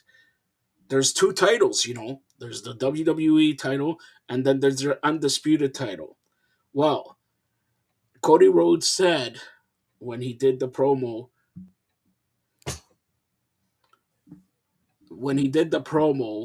he said this thing's cutting off. I don't, Martina, do you want to do, I don't know what's going on now. I don't know. This thing's cutting off. You want me to send you a StreamYard link? If it cuts off, it cuts off. Anyways, we're having a little bit of technical difficulties, but Cody Rhodes said when he did the promo that Dusty told him, he's going to be WWE champion, not world champion, WWE champion. So you could see Cody Rhodes heading into the WWE championship. Now, plan number one, everybody knows it. The Rock versus Roman Reigns. Okay? Plan number two. Giancarlo, do you want to know what plan number two is? This is, and I'm not joking here. I have heard this. This is solid. Do you know what plan number two is? I think I have an idea. Go. Does it have to do with any free agent possibly joining WWE? No, it's not a free agent. Not that I have heard. That can change, but not that I have heard. Okay, so I don't know. It's not a free agent. Roman Reigns is what? Family, heritage, and all that. Martina, do you know what plan number two is? Having Jay betray him, or something with Jay. It's definitely going to be something with Jay. You're wrong. Do you know what plan number two is? Come on. It's got to be something with Jay. Tension has been brewing between those two for 2020. They got to do something there. No. Oh, God. No, don't say it. No. It's not Sami Zayn. Isn't not he injured or something? It's not Sami Zayn. It's not Kevin Owens, even though you'll see them probably at Survivor Series. Come on. Now, I'm just going to say this. I'll give you a hint. And if you get from this hint suspended for the show. All right? That's it. I'll do it myself. Listen, Roman Reigns is now in legendary territory. There's your hint. Oh, Matt Cardona. Matt Cardona, a legend with toy fingers. Say Matt Cardona. We're returning Randy Orton. Randy Orton, Roman Reigns, WrestleMania. Legend status. And if Randy Orton wins, I believe it will be his 15th title. I'm sorry, that was kind of anticlimactic. That is not what I was expecting you to say. He's a legend killer. Yeah, and I like Randy Orton. I mean, I like him too. I like him. I just don't want to see that. Yeah, right. Like, wait a minute. I didn't say it. I didn't say it's not going to be wah, wah, wah, wah, whatever. I said Doink the Clown is here. All right, so like, look, here it is. Triple H, good friends with Roman Reigns. Triple H booking everything. And who is he else good friends with? Is the entire roster. Right. Roster, but Randy Orton, legendary family again. Cowboy Isn't Bob he recovering from surgery? Yes, and if you've seen it, he posted up to WWE. He plans to be back. And the quote unquote says he'll return to his legendary status. Shouldn't he be? Okay, I'll just give my take on that. I would personally rather see Orton turn on Riddle and see them feud. Yeah. Do you think Riddle's big enough to take on Randy Orton right now when they already are grooming him? Seems like for Roman Reigns. Well, I think he could be a good stepping stone, if you will. I think, he's improved, but they are going to need to give him his own moves back because he's been doing, the RKO, calling it the Bro KO, and he's been doing a lot of Randy's moves and things like that. So they are going to need to give him his own identity back somehow. But yeah, I think he could do it. You're correct in that. So I'll give you further the plan from what I heard. Randy Orton, surprise entrance, Royal Rumble, throws out Matt Riddle, then has a feud with him, leading to Elimination Chamber, not in the match, just a match, fighting Riddle with a caveat. The winner of that gets a title shot.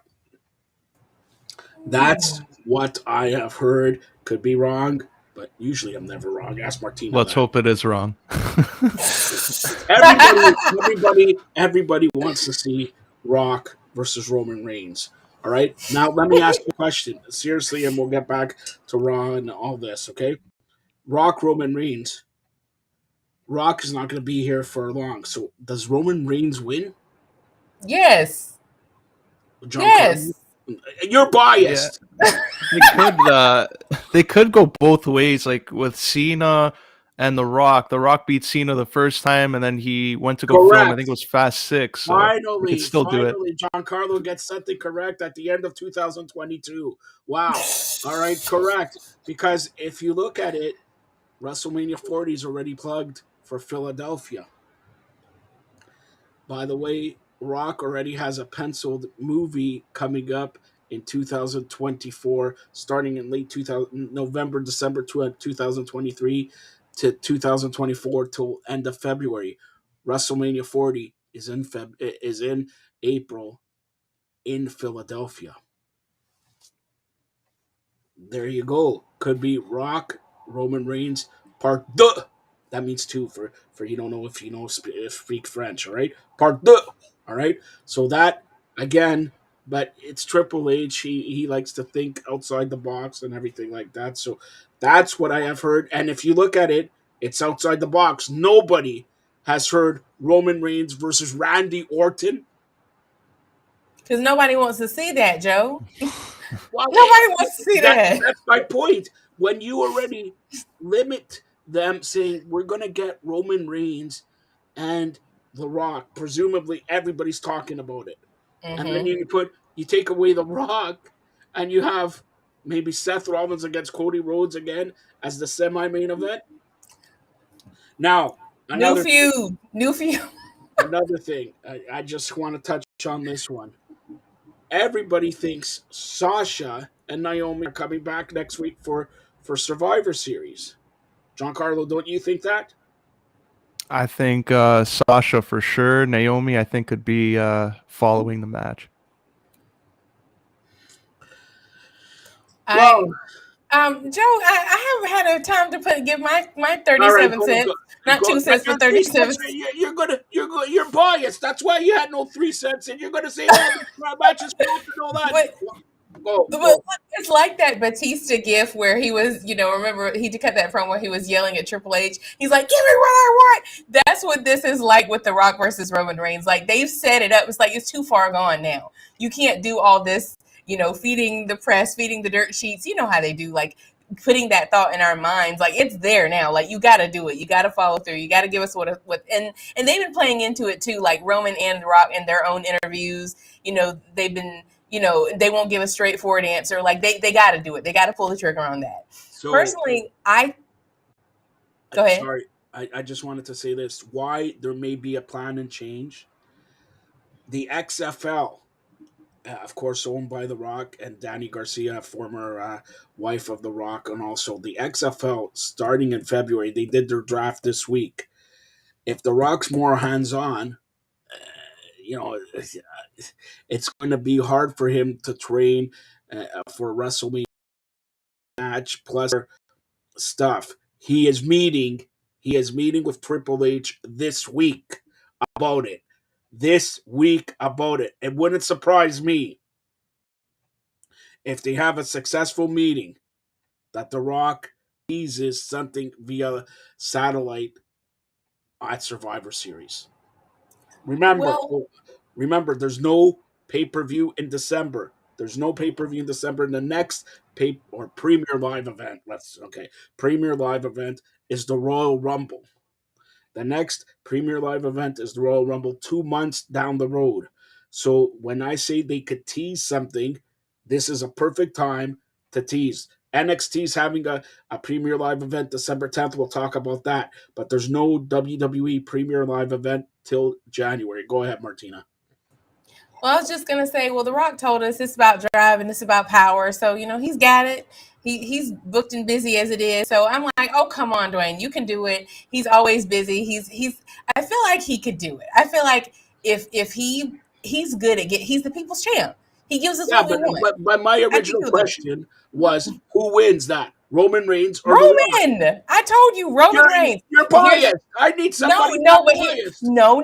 I'm not biased. I use facts, and this is why. What would be the point of spending 2+ years building Roman up as an unstoppable force of nature, breaking all these records just to have The Rock to break it? To me, that would be kind of silly when The Rock is going to leave 2 weeks later. Actually, that would be ridiculous. If you look at how wrestling works, so they build him up, and The Rock just beat the best wrestler. He's the head of the tribal chief. No, I don't like it. Here, I know you're biased, but here, and then I'll get to Giancarlo. Who is, if The Rock wins, whoever wins that match is the ultimate tribal chief, right? The Rock will have to acknowledge Roman. Of the chiefs, of the high chief. Again, I said this to you, Giancarlo, a year ago. What did they build The Rock as? Martina, you got to listen to me because I write this stuff. What did they build this? His grandfather was High Chief Peter Maivia. High Chief is bigger than Tribal Chief. They're going to do, if this fight match occurs, they're going to do, you know what? My grandfather was High Chief. You may be Tribal Chief. What the hell's Tribal Chief when I have High Chief? That's how they're going to build it because he is High Chief. Roman is the Tribal Chief. So, do you acknowledge a High Chief or a Tribal Chief? You're biased. I know who you're going to be acknowledging. Giancarlo? Yeah, put that one up. Okay? You acknowledge. So, you got to put a 2 up then because you acknowledge the High Chief is bigger than the Tribal Chief. I'm asking you, is the High Chief bigger than the Tribal Chief? May I speak now, please? No, I'm asking you a question. Well, the thing about that is, I'm sorry, but I don't know. I need to go do some research because you might be wrong. I might need to do some Googling on Samoan tribal hierarchies because I'm not All right, sure. let Giancarlo tell you do the Googling and tell me what you come up with. High chief or tribal chief? Giancarlo, which one is higher? Which one is bigger? Are they Which one both the is- same? I don't know either. Are they both the same? Listen.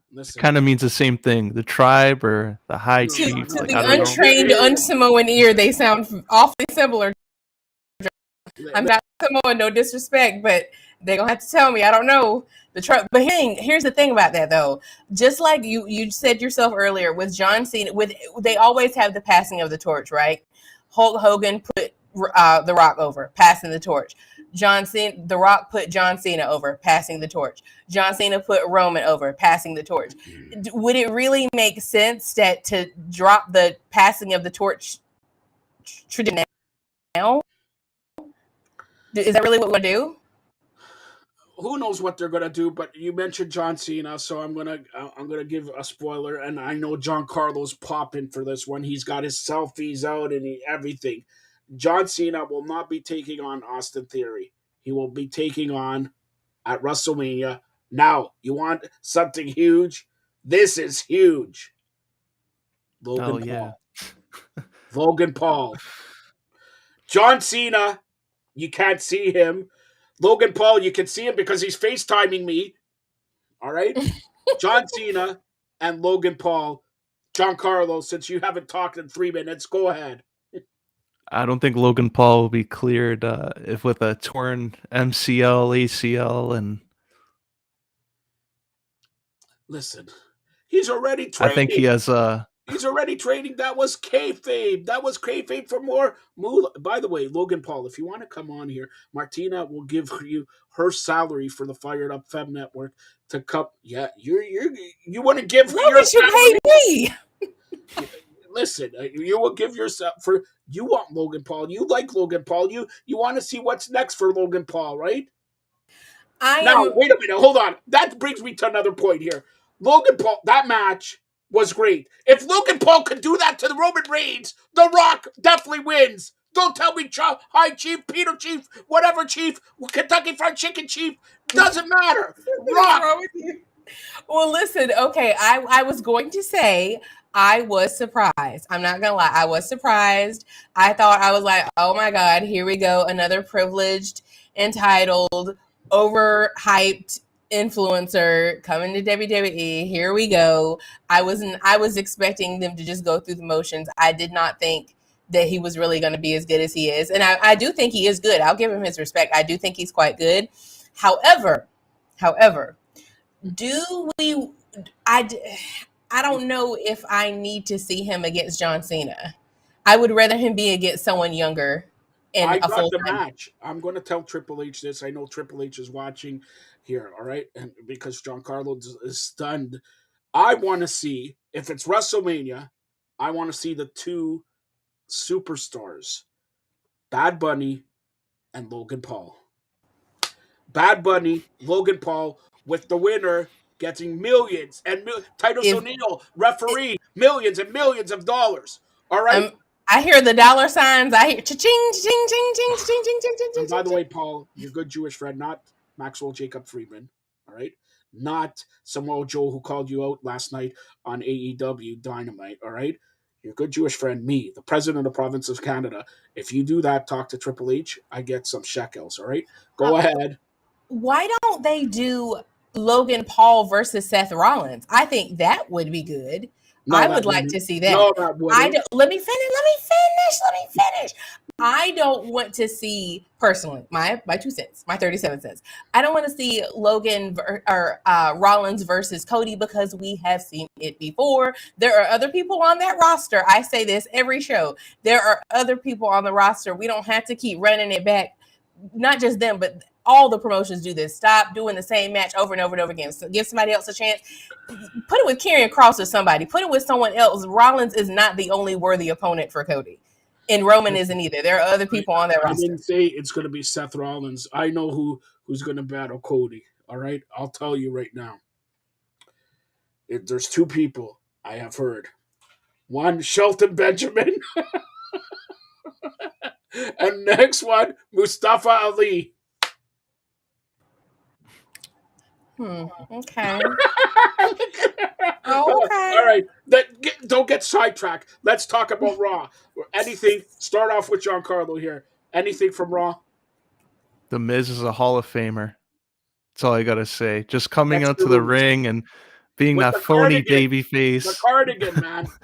ruining Stole my that kid's style. hair in the front row. He probably signed it. He probably didn't even sign his name on that poster. He probably signed something else on there that we can't repeat. But he is just great at working a crowd, and it just shows how great he is because Johnny Gargano, the crowd was kind of silent, and the Miz got the entire arena to chant Johnny Wrestling. So that's a guy that no matter what he's involved in, he ends up being the highlight of the feud. So he deserves a lot more credit than that. Yes, he does. Maybe he wins the belt. Go ahead. I agree with you. I tweeted something similar. I said that The Miz is a much better actor than he gets credit for because he is good. Like, I'll give him that. He is very good at staying in character and acting a clown and being very like despisable, but sticking with it. Like, he commits to it. He's good. I'll give him that. He's very good. And I think his character work is unmatched. Like you said, Johnny Gargano does not get the crowd reactions that I think they want him to get, but Miz is good. He's really good at egging the crowd on and getting crowd reactions, good or bad. And so I'll definitely give him that. I think that he is, and he's also something else that I like about him. He's good at putting people over. I don't think he gets enough credit for that, putting younger or newer people over and making you root for them over him. He's good. I like him. I think he is a future Hall of Famer. I don't think he gets his flowers enough. And the Miz, since he started to now, he's worked his ass off. Put it that way. He's worked, and you know what? Honestly, you talk about Seth Rollins, but Miz is in top 3 or 5 in WWE the last 10 years, right? And no matter what people want to say, he's always in main event feuds. He's always involved around, and people are talking about. Remember, he's the one that they started with this Logan Paul crap, right? Mm-hmm. And he's the one with the Bad Bunny crap, right? So it's like you can't forget that. And again, I expect maybe we could see some big things from the Miz here. And by the way, for people, Johnny Gargano from Cleveland, all right, Wardlow from Cleveland, all right, Miz from Cleveland. By the way, they're going to lose to the Buffalo Bills this Sunday. Bank on it. All right. So anything else from Raw, Martina? I thought it was. I can't remember if this was SmackDown or Raw, but I thought it was interesting that they're starting a feud with Bray Wyatt and LA Knight. I didn't see that one coming. I thought that was unique. I didn't know who his first. Feud. That's going to be one match. History finished, gone, kaput, finished. Oh, well, he headbutted him, so I thought it was going to be a little bit more. No, there. it's not a feud. It's not a feud. That's not a feud. LA Knight. Hey, let me talk to you. LA Knight is not going to get a feud with Bray Wyatt. You know who he's going to get a feud with? Shelton Benjamin. End of story. That's it. Oh, okay. Yeah, I'd be good for that. Yeah, both of them are been around a long time. Give them something to do. All right. Now, Martina, just let me and Giancarlo speak for a second. Tuesday on NXT, my first wife, Mandy Rose, proved why she is my first wife and not my third wife or 7th wife or 19th wife. All right? She is still the NXT Ladies Champion. Let's all acknowledge her. Giancarlo, come on, Giancarlo Marti. I know you're not going to do it. Oh, she's doing it. Martina's doing it. See, you recognize greatness. She has learned under me. She has learned everything here, and kudos. I acknowledge you, wise man. At least you get more airtime now. Go ahead. Speak about my wife. Go ahead. You get more airtime. She looks great. I don't, and it's not that I dislike Mandy. I really don't. I don't have any beef with Mandy. I just simply don't watch NXT. I don't have any beef with her at all. I think she's beautiful. I thought it was cute how she did the whole Brie Bella thing, like wearing the ball cap. And I don't know if you guys saw it, but Brie Bella like quote tweeted her like with the like question emoji, because people were basically saying she was going for that same type of thing. But yeah, I think she's had a very impressive reign. And, you know, like I said, I don't watch the NXT action, but I respect anyone who reigns for a long time and is a strong title holder. So hold on, before Giancarlo interrupts here, I'm going to say this. You don't know. This wasn't a Brie Bella thing. This was a tribute to Otis. Otis liked that, okay? Otis, I vouched it. I said Otis can't do nothing. He's getting a push there. He's eating more cheeseburgers, more going to Wendy's, going to Arby's, going to Harvey's, going to wherever. Come on, Otis, give Otis a chance. And what do? They make him win, and they make Chad Gable win. And then I said, you know, we're something similar to what the Bellas, but don't be like the Bellas, because I'm not saying it. All right, Giancarlo, anything from NXT? Yeah, I think they have to move them up to the main roster. Like, it's developmental. She's been champion now for over a year. Like, we're wasting time now. Like, let's move her up to the main roster. She's been on the main roster before. That she already redid her character. They repackaged her. It worked. So the more time she's spending down in developmental, it's only going to be a waste in the long run. So it's better they just move her up to Raw or SmackDown and like start making money off her repackaged character. Well, you want to know who's coming up to the main roster? He's going to be pushed to the moon. Cameron Grimes. Cameron Grimes. Are you excited, Giancarlo, for that? Put him with JBL. I like it. Yes. Martina, acknowledge it. Come on. Um, You smell money then.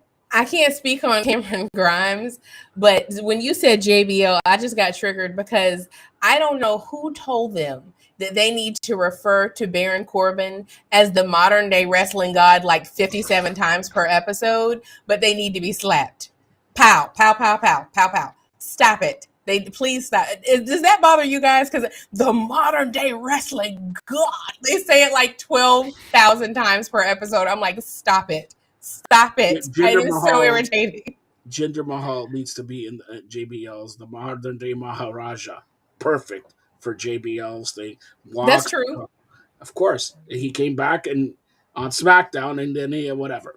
All right. They didn't give him enough acknowledgement, I think. Like, did y'all notice that? Like, they didn't even, I don't even remember them even saying anything. Like, he said a few words and then it was done. I was like, dang, they did not acknowledge him. You like to be acknowledged. I'll tell you who likes to be acknowledged. Let's go to AEW. They got a big pay-per-view that we'll preview coming up next, but let's talk about Dynamite. Acknowledge this, all right? Acknowledge that the elite, come on, Giancarlo, you sing it better. The elite. Anyways, they're coming back for Saturday's Full Gear. By the way, Saturday's Full Gear is going to be 4 hours. Martina, you're going to do the after show at 12:30 a.m. Look, see, I'm putting her on the spot. No, don't worry. Okay. No, don't worry. You're not going to do 12:30 a.m. Giancarlo sleep at, but AEW, really, this looks like an amazing card. We'll touch on that, like I said, a couple seconds. But before, Martina, I know, listen, this is your Christmas hot present right here. I'm going to show you right now what it is. Are you ready?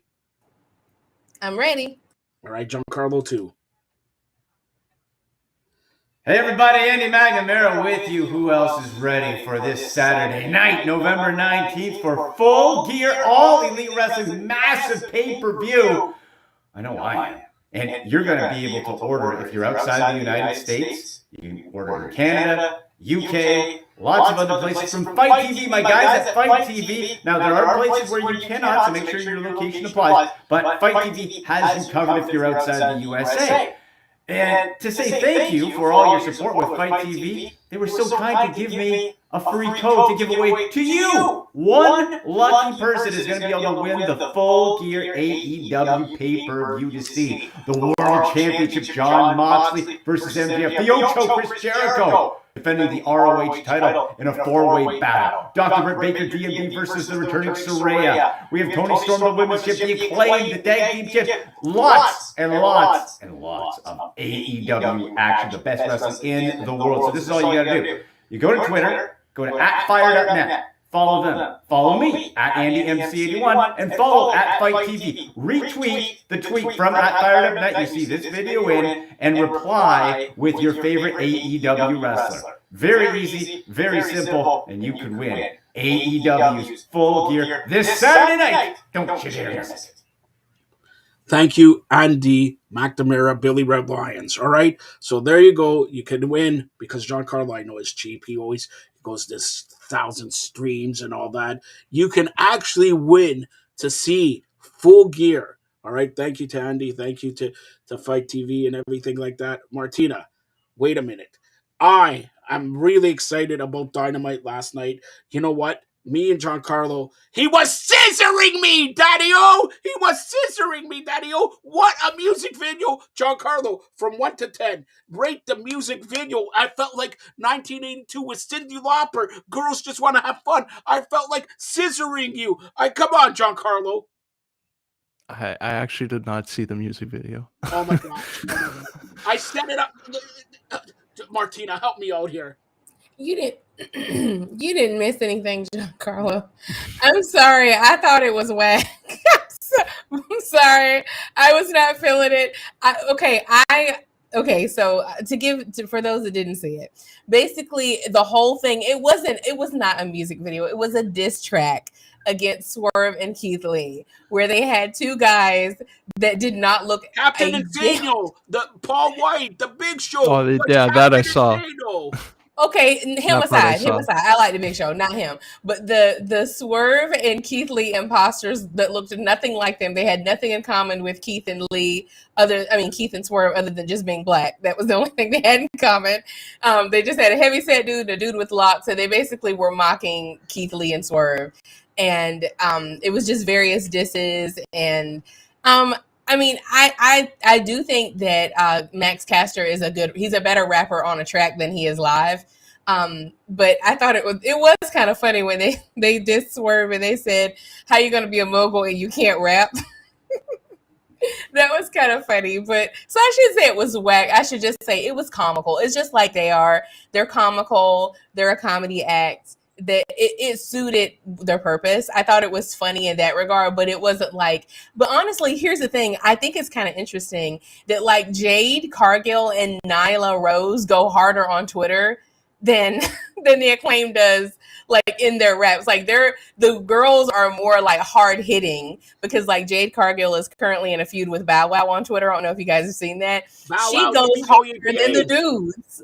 You know what I mean? I'm the disses that they give are very haha, that's funny, but it's not oh, he ruined him, he ended him. It's not like that.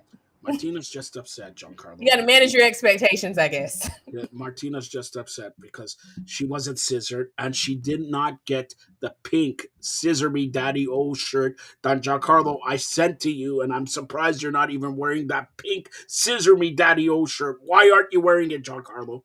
Must have went to a wrong address. Your dad told me. Got it. Maybe your dad's wearing it, eh? All right. So that's it. But again, it wasn't a music video. It wasn't anything like that. So, but that we'll talk about the upcoming match. Now, on Dynamite also, we saw Claudio Castagnoli Cesaro actually make Chris Jericho, yes, Ocho, tap out. Giancarlo, your thoughts? Because they have a 4-way dance there with Daniel Bryan, with Sammy Guevara and all that. Do you think Chris Jericho will be tapping out? I think that was going to end up being a very forgetful moment in AEW because I think Jericho's just going to get the win back at the pay-per-view. So I think this whole thing would be meaningless now. Made him tap on TV, but when it really matters and when something's on the line, Jericho is going to get his revenge. Martina?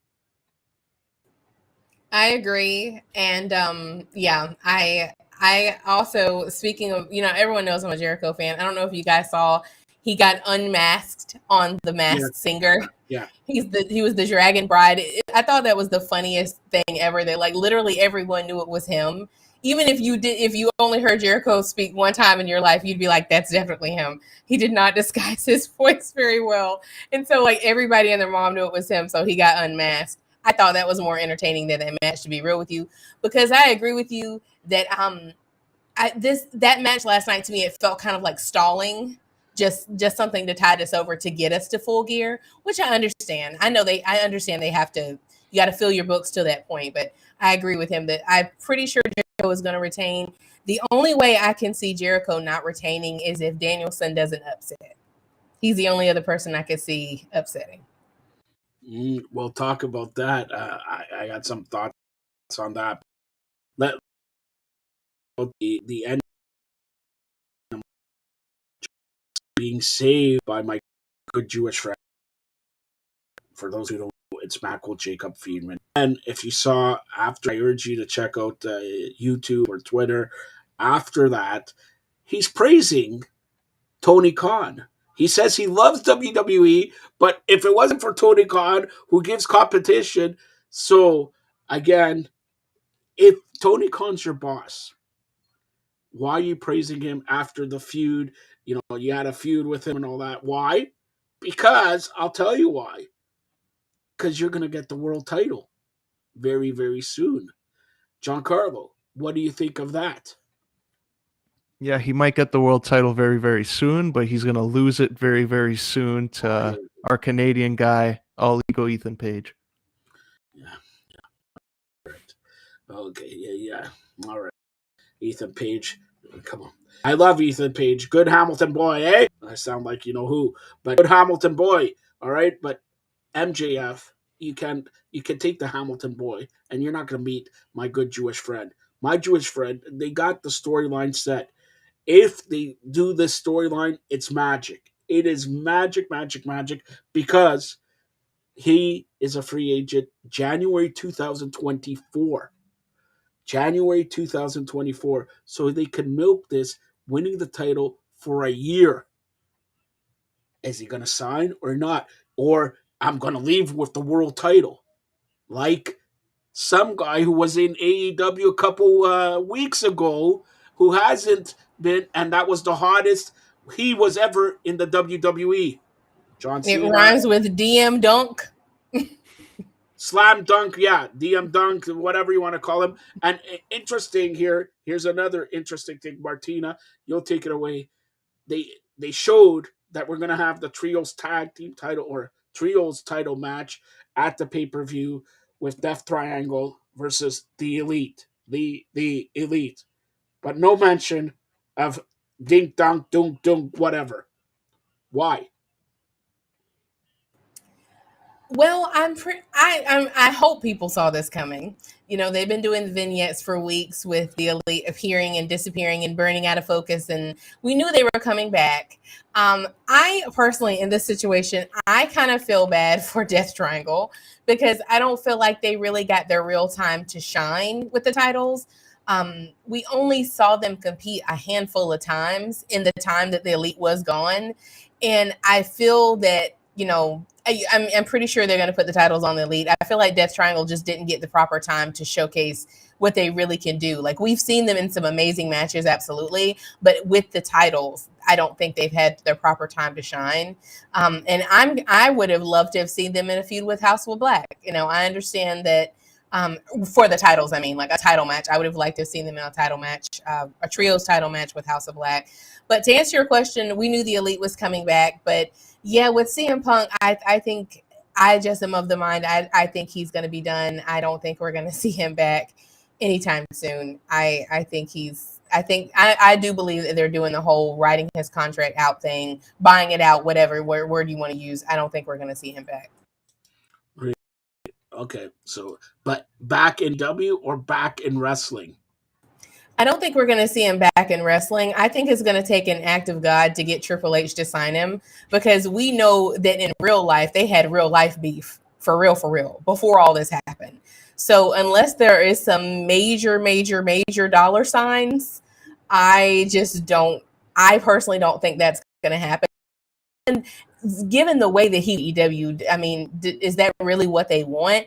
I don't know. And he's injured, you know, he's very injury prone.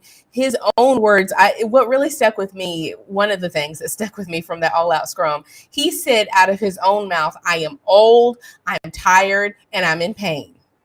those are not the words of a man that you should be signing. I rest my case. But if that man can cause a stir and everybody's talking about it and you make money off it, is it what now new age wrestling is all about? Not if he says out of his own mouth that he is old. Well, he is Tired, old. and in pain. And he is every match he got injured. He had 2-3 matches he was injured. Right. He's injured every other. I think last show, Giancarlo said if he doesn't get injured walking to the ring, I don't mean to laugh at the man's pain, but he is very injury prone. That's just a fact. He's injured currently. So I just don't really. How much money would they really make off of him if we're really real? I'll go each one, and then we'll do the Full Gear preview here. Giancarlo, I'll start off with you. If you're WWE or AEW or NWA or Impact Wrestling, if given a chance, do you sign CM Punk, yes or no? Only if it makes sense. I'm not just signing him for the sake of it. Like, Bobby Lashley's 47 years old, and look at his longevity in WWE. CM Punk's like 43, 44, and he got injured in his last 3 matches. So I would look at the situation, and if it's worth the headache that he brought to AEW to bring into WWE again, then maybe. Martina? Pretty much what he said. The reason why let me put it to you like this. With the information that we have now, I don't see it happening anytime soon. Unless, like I said, there would, I think the only way I could see it happening is if there was some major something happening, like a major new streaming deal or something. It would have to be something more than the information that we have currently, because like we've established, he's very injury prone. He left WWE on a chaotic note. He left AEW on a chaotic note. There is a pattern, like you cannot deny that facts are facts. Like wherever this man goes, chaos ensues. And even though I do like Punk, I just don't know if it's worth it anymore. And if anything, they might do it just to troll AEW. I do know that WWE is not above pettiness. I will say that they're not above pettiness. So if they did it, I think it would be to be petty. All right, so it's time for the On the Mat Wrestling Show preview of AEW Full Gear, happening this Saturday, November 19th, 8 p.m. for the Prudential Center and the home of the New Jersey Devils. Let's get to the card. Let's start off with you, Martina, here. AEW TNT Championship 3-way dance. Wardlow, Powerhouse Hobb, Samoa Joe. Who you got? Why you got him? And Samoa Joe's not putting on the Ring of Honor title. It is only the TNT title. I don't like that. I wish he would put his title on the line too. But I got to go with Wardlow. I'm a huge Wardlow fan. Who is it? You said Wardlow, Samoa Joe, and who's the third person? Powerhouse. Yeah, I'm with Wardlow out of that bunch. Giancarlo. Yeah, I'm going to go with Wardlow. I think he continues this run that he's on right now, and they're going to continue making him look strong for what's going to be following. So this whole feud going on with Samoa Joe now inserting himself, I think, is just a way for Wardlow to get a win and not take away anything from Powerhouse Hobbs. Now, Giancarlo, you'll start off with this one. Steel cage match. Jungle Boy versus Luchasaurus. I'm going to go Jungle Boy on this. I think he's going to escape the cage. I don't think he'll get a pin or a submission. I think this is a stipulation that will help both of them. And I see Christian getting involved on the outside and probably leading to something where he's not going to get too physical because he's still recovering from that injury. So I think Jungle Boy will get the win just to further this feud. Martina. I agree. I do think Jungle Boy is going to win, but I do think Christian's going to get involved. Pretty much everything he just said. But I also think there's going to be someone else to get involved. I don't know who, but I think there's going to be something else because it's always the 2-on-1, right? It's always Christian and Luchasaurus versus Jungle Boy. I think he needs an ally, and I think we're going to see someone come out to his benefit during this match. All right. So, Martina, you'll start us off. We talked about this before, but AEW World Trios Championship match, Death Triangle, who has Zero Miedo, against the Elite. The Elite. Never mind. Go ahead. I know the Elite is going to win, but I like Death Triangle. I want to see them. I've said it before. I want to see them show their skills more. I would like to see them have a better and longer reign, but I am 100% confident the Elite is going to win. Carlo? Yeah, I think the Elite, and I think Kenny Omega, it probably was a blessing in disguise, of suspension, because I think he returned a little too soon, just to bring some interest to All Out. But now he's been off for a month or two, and it gives him more time to heal. And I think we'll see Kenny Omega at 100%, and I think he'll get the win here for his team. All right. Now, Giancarlo, you'll start us off. Tag team match.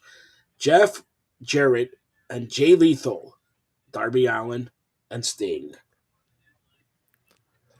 Yeah, they went back to TNA Impact feuds from 2006 with this one. Jay Lethal's also involved, so him and Jeff Jarrett has been the Forbidden Door tag team champions because they've been all over the place. And I think Jeff Jarrett is going to break a guitar over Darby Allin's head, and Sting is going to get the win by pinning Jay Lethal. And I would not be surprised if we see Sting versus Jeff Jarrett one-on-one at Winter is Coming. All right, Martina. I definitely see Sting and Darby Allin winning this one as well. I'm a huge Sting fan. Love me some Sting, but I do agree that Jay all these Jays, Jay Lethal and Jeff Jarrett, they have been a formidable team. Facing Ric Flair earlier this year. So yeah, I think this is a like you said, a cool way to reinvigorate like the older fans, older meaning more long-term fans, I should say, that remember those feuds and remember that era. And at first I was a little leery of them bringing Jeff Jarrett back because I'm like, who is he going to feud with? But seeing how it's Sting, I'm cool with it. But I'm gonna have to go with Darby Allin and Sting. So you're saying Jeff is going to have his nuts slapped. All right. So let's talk about Martina. You'll start the next three matches, ladies matches. Let's start off with the match you talked about for the TBS champion, Jade Cargill, my third wife, up against Nyla Rose, not nobody's wife. The only correct answer here is for Jade to win. If they end Jade's undefeated streak by losing to Nyla, I will riot. Excuse me. Never mind. Go ahead. I will be so okay, Vicky. That would just be so trifling to me because she never lost the title to her to begin with. It was stolen, and I think the whole feud is silly. So I think this should just be a squash match. Knock that girl out and get your title back, Jade. That's right. Giancarlo. Yeah, I agree. I think there's going to be a lot of interference going on in this. Both their respective alliances will come out, but I think Jade has to get the win here. I don't think Nyla would be the one to take it off her. I think if they were to do that, they wouldn't have built Nyla Rose like in this comedic role type of thing where they're running away and just trying to make Jade look like the face. I think they would have done it the other way around. So I think Jade has to win that. Yes, that is for the TBS title. The next match for the AEW ladies title, Toni Storm against Jamie Hayter. Giancarlo start us off. There's three ladies matches. Okay, three ladies matches, and the 2-1 Jade is the title, and this one's the title. But nobody's talking about that. They're talking about the third match, which is not for the title. But anyways, Giancarlo, what do you think about this one? Jamie Hayter, Toni Storm. This is going to be a physical ladies bout. Yeah, I think this is going to be out of the three, this will probably be the better match. AEW didn't really do justice here to this title. It's still the interim title, so Toni Storm, an interim champion. I think Jamie Hayter should have won the title at All Out, but they went in another direction here with Toni Storm. So I think Toni Storm wins. She's still the interim champion. She's still not even the real champion. And then the real champion, I think Thunder Rosa is going to come out and set up their match for that show they're going to do on Dynamite. Winter is Coming. So that's how I see that playing out. Okay, go ahead, Martina. I agree. I mentioned this on the forthcoming episode of the Slam, shameless plug. I said the same thing that I don't know what happened here, but AEW did an awful job of promoting this match. They definitely did exactly what you guys said. They promoted Saraya and Britt Baker over the other two title matches, which makes no sense. The other two title matches, they kind of feel like an afterthought. But yes, I also agree that the fan push, Jamie Hayter is very over right now. And I just have to say, I've said it once, I've said it a million times. Tony Khan, I need him to remove this interim nonsense. It's silly. It's played out. It never made any sense to begin with, if you ask me. But at this point, it's just straight up confusing. But just like you said, Giancarlo, I do think Thunder Rosa is going to appear somehow, which again does not make sense if you ask me, because I think it should be, if you drop the title, you drop the title. Whether you're injured, whatever the case may be, if the title leaves your hands, that's just it. Toni Storm should just be the new champion. But since she is not and is still the interim champion, I do think there's going to be some interference. I do see Toni retaining because I think Thunder Rosa wants to get her title back from Toni proper. But I do think they're going to need to pull a trigger on Jamie Hayter soon, because she is very over, and we don't want to miss that over period, because the fans can be fickle. They can turn on you in a minute. So I think they do need to capitalize on her popularity at some point very soon. All right, so Martina, you'll start us off. My dentist, DMD, up against the returning Saraya Page, whatever you want to call her, Giancarlo's tattoo artist. Go ahead, Martina. They got me interested in this match late in the game, to be real with you. When Saraya first came, I was like, okay, cool, Paige, Saraya, okay, cool. But it was the promo that she cut, I think it was last week on Dynamite, that really got me interested. Like, it's like someone lit a fire under her, and it went from feeling more scripted to that was like a passionate, heartfelt promo when she was saying, you haven't been through what I've been through. She talked about her personal battles with drug addiction and things like that. Like, it just felt more heartfelt and genuine, and less like obligatory I'm back type of thing. So for that reason, I do see Saraya winning. I don't think Britt Baker is going to win, because if she does, I don't really think it's going to benefit her much, because it's not a title, and we all know she's title hungry. So I think that it would just make more sense to put Saraya over. It's her first match back in how many years? Well, I think it's 7 years since she last fought. But anyways, Giancarlo, go ahead.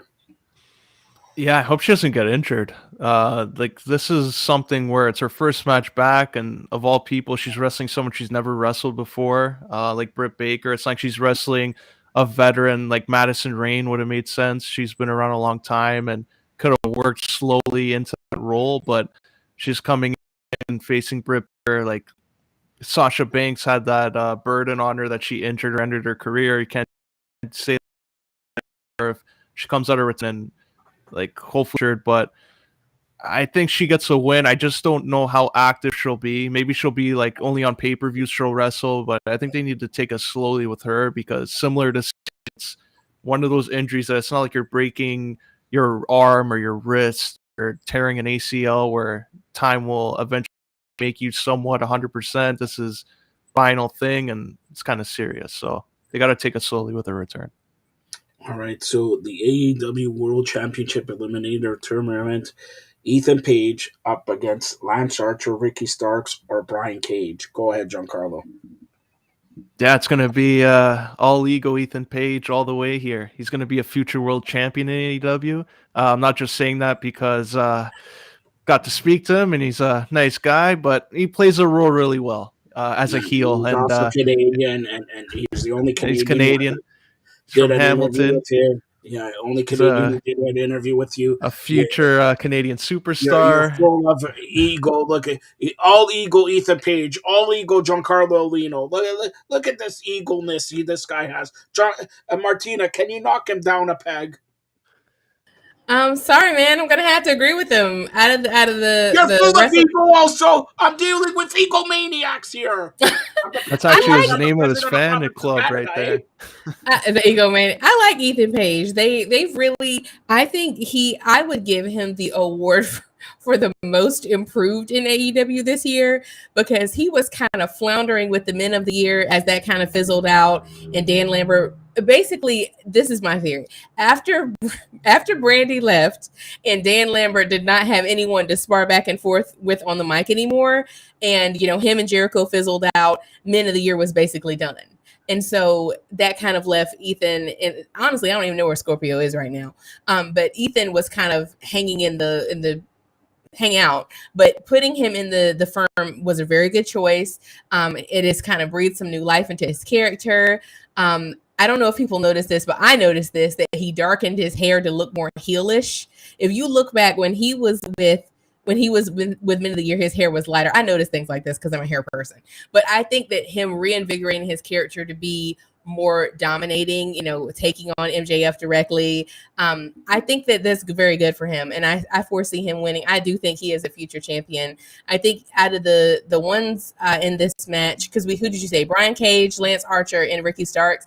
He is my favorite out of that bunch. I would like to see him win.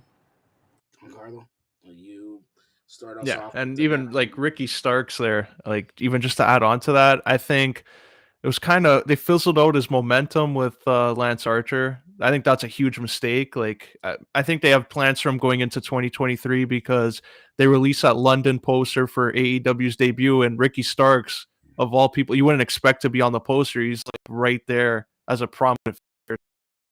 So Starks will eventually get his moment 3. I just think they kind of ruined him now with the way they built him up for this match.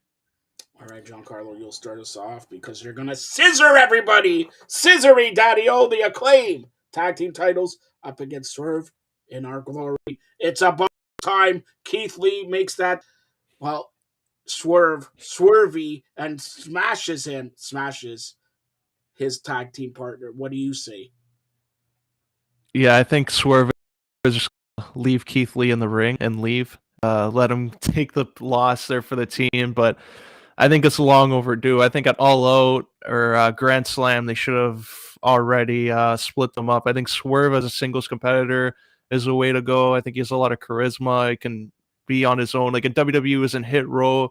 That even was miscast. He should have been as a single star, but AEW, him and Keith Lee, those are two guys that are single stars. And being as a tag team, it kind of ruins things a little bit, but I think after this pay-per-view we'll see them go in the proper direction. All right, Martina. So wait, Giancarlo, who do you think is going to win? Oh, I'm going to go with the Acclaim there. Okay. I do agree with you that we've said this before, that they should have been split them up. Swerve and Our Glory worked for like 2.5 seconds, and they've been teasing the Discord for too long. Like, stop teasing, and they're edging us at this point. Like, it's time to go ahead and pull that trigger. And I do think they need to be they do need to be standalone individual competitors, like, very soon. But if they must, because I know how they like to pair people up, if they must pair Swerve with someone, maybe with Stokely Hathaway, and maybe he could assist the firm at some point because he is a diabolical heel at this point. Keith Lee, I think maybe if they must pair him with someone, I think it needs to be someone else. I think they need time to breathe on their own, though, because you're right. When they each came in, they were only singles competitors for like 2 seconds before they put them together. So, long story short, I think they're going to break up. Fan-wise, I feel like the Acclaimed would be the best choice because they're still riding that wave right now. And again, fans are fickle, so I think while the fans are clamoring for them, they need to go ahead and let them win. All right, so we got 2 matches of world title bouts here. Talk about this should be stealing the show. Ring of Honor world title match, 4-way dance. Chris Jericho, the champion, up against Castanelli, Sammy Guevara, Brian Dowd, with Martina in this one. Well, everyone knows I'm always rooting for Jericho. I'm all reliable. I'm rooting for Jericho. However, El Ocho, say it in Spanish. El Ocho. I'm always rooting for Chris Jericho. for a number of reasons. He's in the twilight of his career, even though he's had quite a great year, arguably one of the best years of his career. However, I think because this is a four-way dance and not a tag team bout, I do think there's going to be some discord between him and Sammy. I think that's coming because we know that heels do heelish things and heels turn on each other because they're opportunistic. I think there's going to be discord there. And I think there's also going to be some discord between Danielson and Claudio as well. I would not be surprised if we don't see some interference from the other JAS members and possibly even other Blackpool Combat Club members, because where is Wheeler? What is he doing? Does he have a match on the card at all? I don't think so. I think there might be some interference here, but at the end of the day, I see Jericho retaining. You started off so good, and you fizzled out like the WWE. All right, Giancarlo, go ahead. Yeah, this is a Ring of Honor world title, and where are all the Ring of Honor stars that you would think would be involved? It's all AEW guys, and it's just a secondary AEW title at this point. So I don't know why they didn't have Dalton Castle instead of Sammy Guevara, since he was that guy that came out and challenged Jericho a month ago. Why isn't like a guy like Matt Taven involved? So I don't know. This doesn't even really seem like a Ring of Honor title match. It's just like, yeah, you're a Ring of Honor alum, but you're in AEW. Let's put this title on the line just to get away with it here. So I don't really see the point of the match, even though they're all great. I just don't think having the Ring of Honor world title as something to fight for. It's like a prop at this point, but I think Jericho wins. You guys haven't. And then Adam Cole comes out to challenge Chris Jericho. You guys Jericho. haven't learned anything at all. Oh my gosh! Why don't you enlighten us then? Nothing at all. I'm so disgusted with you guys. Chris Jericho, the Ayatollah of rock and roller. Bryan Danielson keeps losing bouts after bouts. Claudio Castagnoli just beat Jericho. Who's left? Why do I have to tell you the next pay-per-view is, or the next big event is Winter is Coming. It's not a pay-per-view, but the next pay-per-view from Ring of Honor happens to be in Sammy Guevara's home in Texas. He's not winning over Jericho, though. You can still go to the event as a fan or even make an appearance. Sammy Guevara, much like myself. There is no way he is winning over Jericho. God. Sammy takes home the title. No, sir. I don't. When he does, over Jericho. Come on now. When he does, my phone will be ringing, and I want to see this, and I want to hear, I acknowledge you, my king, not my tribal. The king is more than a tribal chief, more than a high chief, more than Kentucky Fried Chicken, more than anything. All right, there you go. Now let's get to the main event of Full Gear. All right, the main event, and then I'll ask you another question. The main event of Full Gear is Jon Moxley defending the title up against my close Jewish friend, Shana Tova, to Maxwell Jacob Friedman. He's better than you, Giancarlo, and you know it, but you'll start this off. Yeah, I think a lot of people are forgetting Jon Moxley before he won the title was supposed to be on vacation after All Out. So he extended his stay a little too long here. He got a nice contract extension, and I think after this pay-per-view, he's going to go on that vacation he planned from after All Out. So MJF, I think, wins the title. He'll have his celebration, and All Ego Ethan Page will be staring him down with the firm at the end of the pay-per-view, and they'll set up that win match. So I think MJF will have it. They're going to close off like they do with similar pay-per-views in the past, where there's going to be something that is getting them interested for the next show. So I think they have to hit on this one, because as we saw with the last one, everybody started talking about a press conference when MJF had a bigger pop than CM Punk in his own hometown. By the way, Dynamite next week, day before Thanksgiving in Chicago. Go ahead, Martina. I have to agree with you, Giancarlo. And I talked about this also on my forthcoming episode of The Slam. Make sure you check it out. I talked about this, that I agree. Great point that John Moxley was supposed to be on vacation anyway. And they have been, but I'm just going to say it. I feel like Tony made MJF wait so long for this title that if they don't have him to win, and it has to be a clean win. I don't think it can be a dirty win. It can't be his regular sneaky heel shtick. It needs to be a clean 1, 2, 3 pin. However, I am very, very confident that William Regal is going to help him. And so he is going to turn on Mox. His body language, his attitude, his little promos he's been, the jabs that him and MJF have been taking. I'm pretty sure he's going to diss MJF in some way. He did say he was a gentleman's villain. I see him turning and helping MJF.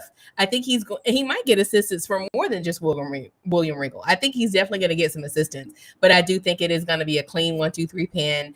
I think there's going to be a big celebration, and just like you said at the end, because what they say, you get to the top of the mountain, everyone is waiting to take you down. So if not Ethan Page, someone else is definitely going to be right there staring him down, like, oh, okay, you got it. Now it's my turn. I'm up next.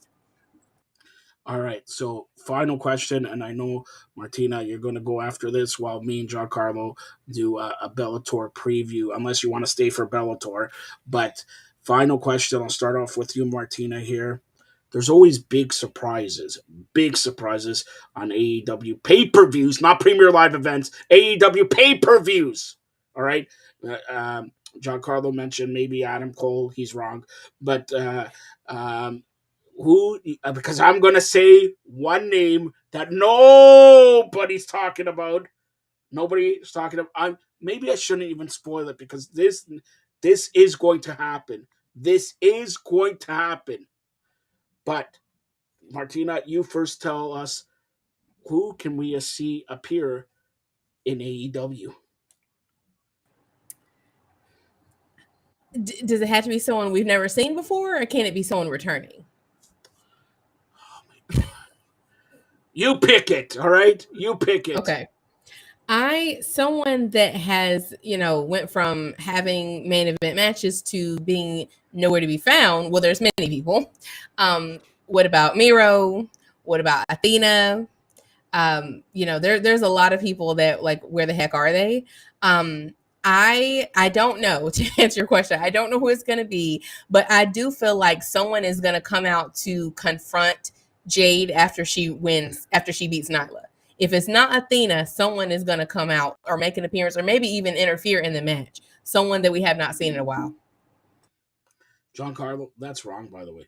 Giancarlo, go ahead. Yeah, I'd like to see Miro. He's one of the That most could be over right. guys on the roster, and I think they've really misused him since they signed him, and it was supposed What to about be like he's going to Andrade? be a main event guy. Yeah, Andrade too. That was Andrade another suspended, one. though. Miscast guy. I think Adam Cole, I'll stick with that one, but another one off the board, like Kenny Omega, let's say the Elite win, which probably is going to happen. I'd like to see maybe Will Ospreay come out and they set up a match for Winter is Coming, because they're going to try and build it up from now until then as this big episode. So I think that would make sense if they did that. Oh my God. All I'm going to say is this. Who is Maxwell Jacob Friedman? He's my Jewish friend. Correct, Martina? The devil? No. He's my Jewish friend. So think about that. My other Jewish friend will be making an appearance. Now, I'm not going to say who it is, Giancarlo. If you probably know, but he'll make an appearance. I'll give you this. They're negotiating with him. It's a him. They're negotiating with him right now as we speak. They're negotiating with him right now. Can we get a stronger hint other than him just being Jewish? Can we go a little bit deeper? Does he have a streak? Right. Yes. What's the first letter of the name? No. Giancarlo, don't do it. If Giancarlo knows who it is, Martina, come on. Giancarlo, you give the initials even. AG. See, Martina, Yeah, we God help the cannot roster. go. We cannot go. We cannot go further than that. We cannot go BG. further. Yes, BG. Yes, she doesn't even know who we're talking about. All Also right. connected with Bret Hart for No. a number of Listen, reasons. Billy listen. You Gunn? gave enough. You gave enough. Now, here it Billy is. Gunn is a Jewish?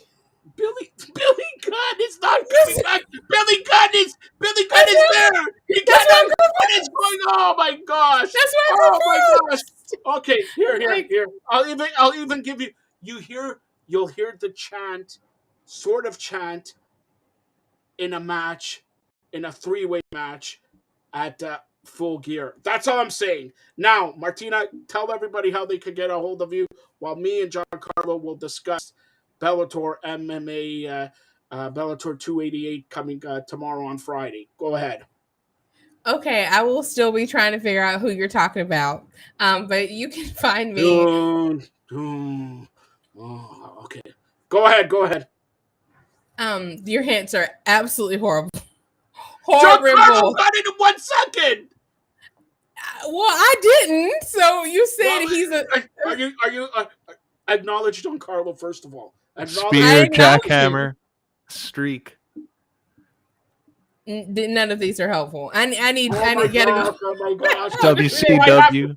All right. No, hold on. WCW. Stay on. Go After, back. stay on after the show here. Stay on. Or I'll just take you out. We'll give you the details later. But go ahead, tell everybody. Okay, you can find me at Slam Host Martina. I'm on Twitter, Facebook, Instagram, everywhere you want to be. Follow my YouTube channel, Martina Talks Wrestling. Catch my show, The Slam. I am going to be, like you said, a part of Femme Friday, which is an all-female show lineup. And I'm going to be giving my full gear predictions to this. But no, let me finish. But it's a little bit more in depth, and it's all basically on this week's show. I was of giving their opinion. I was agreeing or disagreeing with them. So this is my first reaction style video. So check it out. Follow me, and I'm every week the Slam on Firedup Network. Follow me. Check it out. All right, and check out the Slam part of Femme Friday tomorrow. Martina, just wait in the bullpen there. We'll get back to you in a second. Also, Bellator now. We're going to get to Bellator 288 happening tomorrow with the card. Giancarlo, it's from Chicago, the Wintrust Arena, home of AEW there. Let's get to some prelims that you want to talk about. Which bout do you want to talk about on the prelim? Yeah, the only prelim bout that really sticks out to me is the headliner there. It's featherweight bout. They're Otto Rodriguez and Kashan Ashkabov. Like both these guys, I think this should have been on the main card, but I guess they're trying to get more views on YouTube for their prelims, which makes sense. So I think this will be a good one, but I do like the chances there of Kashan coming in and getting the win here and improving to 24-2. All right, and there's no other prelim bout that you want to talk about? Nothing that sticks out to me there. Nothing. Okay, let's get to the main card. Which couple bouts do you want to talk about on the main card? Yeah, the main event and co-main event are really interesting. We got the featherweight champion's brother, who's also the lightweight champion. Got Patricky Pitbull defending his title against Khabib's cousin Usman Nurmagomedov, who's also undefeated. 15 It's and going to be 0. interesting. Yeah, it's going to be interesting because they have the lightweight Grand Prix coming up next year that they announced, and both these guys will definitely be in there. It's just going to be who's going to be the champion in that Grand Prix. I like Usman Nurmagomedov's chances, and unfortunately for Pitbull, I think this is going to be a fight where he gets taken down, and I think Usman submits him probably in the second round. All right, and then like you talked about, let's get to the main event there. Yeah, this is the finals of the light heavyweight Grand Prix, a rematch. When they first fought, it ended up in a no contest or a draw because of a headbutt. So because there was not enough time to go to the judges, they didn't have a winner, and nobody got $1 million for that. So that technically didn't happen that fight because it was a no contest. They have to fight again. So I think I don't know. I like Nemkov's chances just because I liked how he performed in the first round, even though Corey Anderson came out in the second and really damaged him. Could have easily looked like he was going to go for a win there. But I think with Fedor and Vadim Nemkov's corner, looking what he did wrong, I think Nemkov's going to surprise people and he's going to win this tournament and get $1 million into his bank account. Well, that's Bellator 288 happening Friday. The prelims begin at 6 p.m. Happens from Chicago. Just want to talk about UFC last week. So, were you surprised with the main event? A little bit, but I wasn't too shocked because this is a guy who's beaten Israel Adesanya twice in kickboxing, and the second fight they fought, it actually looked similar. Israel Adesanya was beating him for most of the fight, and then Pereira knocked him out there, and it was similar here. Pereira had his moments in the early, and Adesanya on his way to winning because he took him down, wore him out. Pereira was exhausted going into the fifth round, but his corner gives him that speech, and he knocks out Adesanya. So looking forward, they're going to probably have a rematch most likely, and we'll see if Alex Pereira can go 4-0 against Adesanya. And finally, John Jones. Sorry. Hey, everybody, Andy McNamara. 1 second. I don't know what's, again, technical. But go ahead, John Jones. Yeah, John Jones, probably 2023 we'll see him against Francis Ngannou. It's just Ngannou is still recovering from his surgery, and he still has to renegotiate a contract with the UFC. So they'll probably do that. I don't think the UFC will have their reigning champion go elsewhere and take other fights and other promotions. So I think they need to keep him. They'll make him happy. They'll give him his contract eventually. The cool heads will prevail, and I think they have John Jones and him. That's a big fight to make. I like it better than John Jones versus Stipe Miocic. All right, Giancarlo, tell everybody how they could get a hold of you. Yeah, you can follow me on Twitter at John_411, Instagram, Giancarlo_Alino. Check out my articles on firedupnetwork.ca and check out my MMA news articles on sportskita.com. And don't forget to purchase AEW Full Gear, but if you're cheap like Giancarlo, check this out. Hey, everybody, Andy McNamara with you. Who else is ready for this Saturday night, November 19th, for Full Gear All Elite Wrestling's massive pay-per-view? I know I am. And you're going to be able to order, if you're outside the United States, you can order in Canada, UK, lots of other places from Fight TV. My guys at Fight TV. Now, there are places where you cannot, so make sure your location applies. But Fight TV has you covered if you're outside the USA. And to say thank you for all your support with Fight TV, they were so kind to give me a free code to give away to you. One lucky person is going to be able to win the Full Gear AEW pay-per-view to see the World Championship John Moxley versus MJF, the Yocho Chris Jericho defending the ROH title in a four-way battle. Dr. Britt Baker, DMD versus the returning Saraya. We have Tony Storm, the women's champ, the Acclaimed, the tag team. Lots and lots and lots of AEW action, the best wrestling in the world. So this is all you got to do. You go to Twitter, go to @firedupnet. Follow them. Follow me @AndyMC81 and follow @FightTV. Retweet the tweet from @FiredupNet you see this video in and reply with your favorite AEW wrestler. Very easy, very simple, and you can win AEW's Full Gear this Saturday night. Don't you dare miss it. All right, for Giancarlo, Martina, Andy McNamara, thank you. This has been the Wrestling Show on the Mat Wrestling Show, MMA, Bellator submissions, and maybe UFC on guard. Thanks a lot, Giancarlo. Well, that was Giancarlo, Martina, and Andy McNamara. By the way, check out Andy McNamara, Ultimate Fantasy Football Show, special time, 10 a.m. The Maple Leafs have just finished their game with the New Jersey Devils, and the Devils now are 11 straight victories. We're going to be joined by Marty Roberts right now. Marty, how you doing? Joseph. I come over here to get ready for this show, and I missed the overtime of the Leafs jersey. Wait a minute. You mean what show prep that you did you do? What You show think prep? this comes naturally? Well, it should, because this reminds me of a bar I go to every time I go to that bar. Go to the washroom, and you know what you see in that washroom? Scissor me, daddy-o! All right.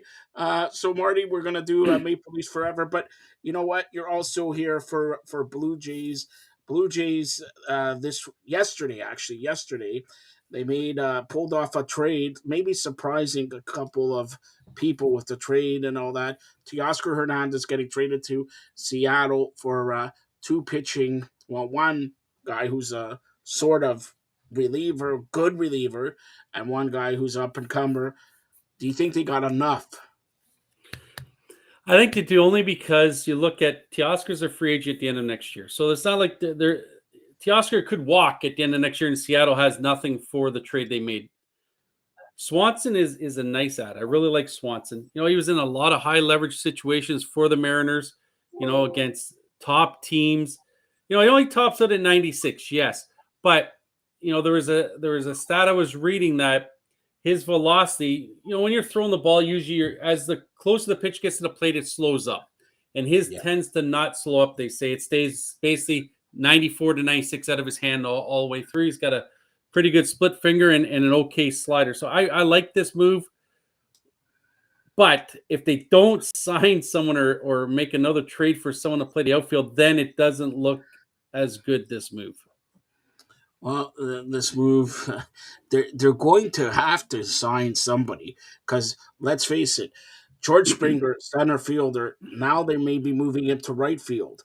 Gurriel, there's some talk of maybe trading Gurriel also. So, what are they going to do is the question. Yeah, I don't think they trade Gurriel. I really don't. I think it was probably either Gurriel or Teoscar. It was one or the other that was going to go, not both of them. Because if you send both of them out, you've now created a huge hole in the middle of your lineup hitting wise. Yes, both those two were not great defensively, and I looked at this with the Teoscar. I know a lot of people are ticked off with Teoscar going, but if you take out his 2021 stats. His stats look identical to Randall Grichuk, who we got rid of last year. And Grichuk at least we played better defensively, was a little smarter on the base pass. So to me, I think the Jays there got what they needed there, but I don't see them trading Gurriel as well. Unless something is to get another outfielder back at the same time, I can see that. But I don't think Atkins is done. Why did we lose the Seattle game? Outside of the bad decision to move Gausman out, the bullpen. Yeah. So now you've got Swanson there, who's a top guy.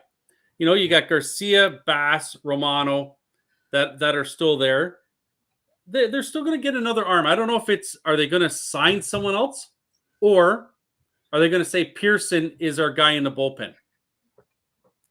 Well, maybe Pearson is, but do you bet the farm on Pearson pitching more than 20 innings? Well, and that's the thing, right? I've loved Pearson since he was drafted with the Jays, right? So I've always liked him. Injuries, unfortunately for him, have always caught up to him, but he's been looking really good in fall ball. I think it's in Mexico, striking out, I think 15 guys over 11 innings. He's looking really good. So if he can stay healthy, that's the big thing with him, health-wise. But here's the other thing. Are they grooming him to be that bullpen guy, or do they still want him to be a starter? That's going to be the question. I think we'll see if the Jays don't go and sign a starting pitcher. What their intentions are, is to try Pearson again as a starter. Great segue here. Somebody named Alexis, special shout out to you. Alexis has a question. Do they need two relievers, or do they need two starters? That comes from Alexis. I think they still need one more reliever in the pen, and I still think they need a starter in the rotation. I really do, just because. Starters? What's that? Her question is: do they need two starters, or do they need two more? No, I think they need one. They need one more starter in the rotation, because you already have Gausman, Manoah. Yeah. Brios is still going to be a good piece there. So if you get that one guy, and Brios is your four guy, you have solid four. Then that fifth guy, is it Pearson? Do you give Kikuchi another shot? I don't think, honestly, I don't know if they signed Stripling. I don't know if they do, because I think, to pay him $13 to $15 million a year, I think is a little bit of an overpay, if you ask me. I think they could What spend would that you out. give him if you're not going to give him 13 to 15? What do you give him to put him in a Blue Jay uniform? I think 10 is the most I'd give him on a 3-year deal. 30 million over 3 years is what I would give Stripling, and he could be that 5 guy. Kikuchi's the main guy. Like, what are they going to do with Kikuchi? I don't see him coming back and all of a sudden being lights out, because he never has been over his career. He's a 5 ERA guy. He could be Put a that. lefty, a left-hander. Kikuchi is left-hander. Do you put him in the bullpen because they got Tim Mesa there and nobody else? Yeah, you could move him there, but then again, you're in that problem of when a reliever comes in the game, he must throw strikes right away. He doesn't have that leash of, he's got a couple innings to work with here and find. When he comes in, the game's on the line. There's runners on base usually, so he has to come in throwing strikes. Kikuchi has a problem with throwing strikes. If he can figure that out, hey, great. I just don't. It hasn't been the way he's done things over his major league career. So, I hope if they're still looking to sign a relief pitcher. I've said it before. There's 2 lefties out there, like it's Chaffin from Detroit and Rogers from Milwaukee.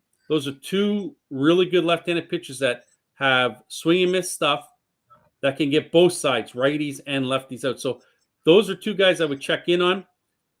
Now you're looking at, what are the Jays going to do for filling Hernandez's role? Well, the Dodgers have till noon tomorrow to tender Cody Bellinger a contract. If they don't, he becomes a free agent.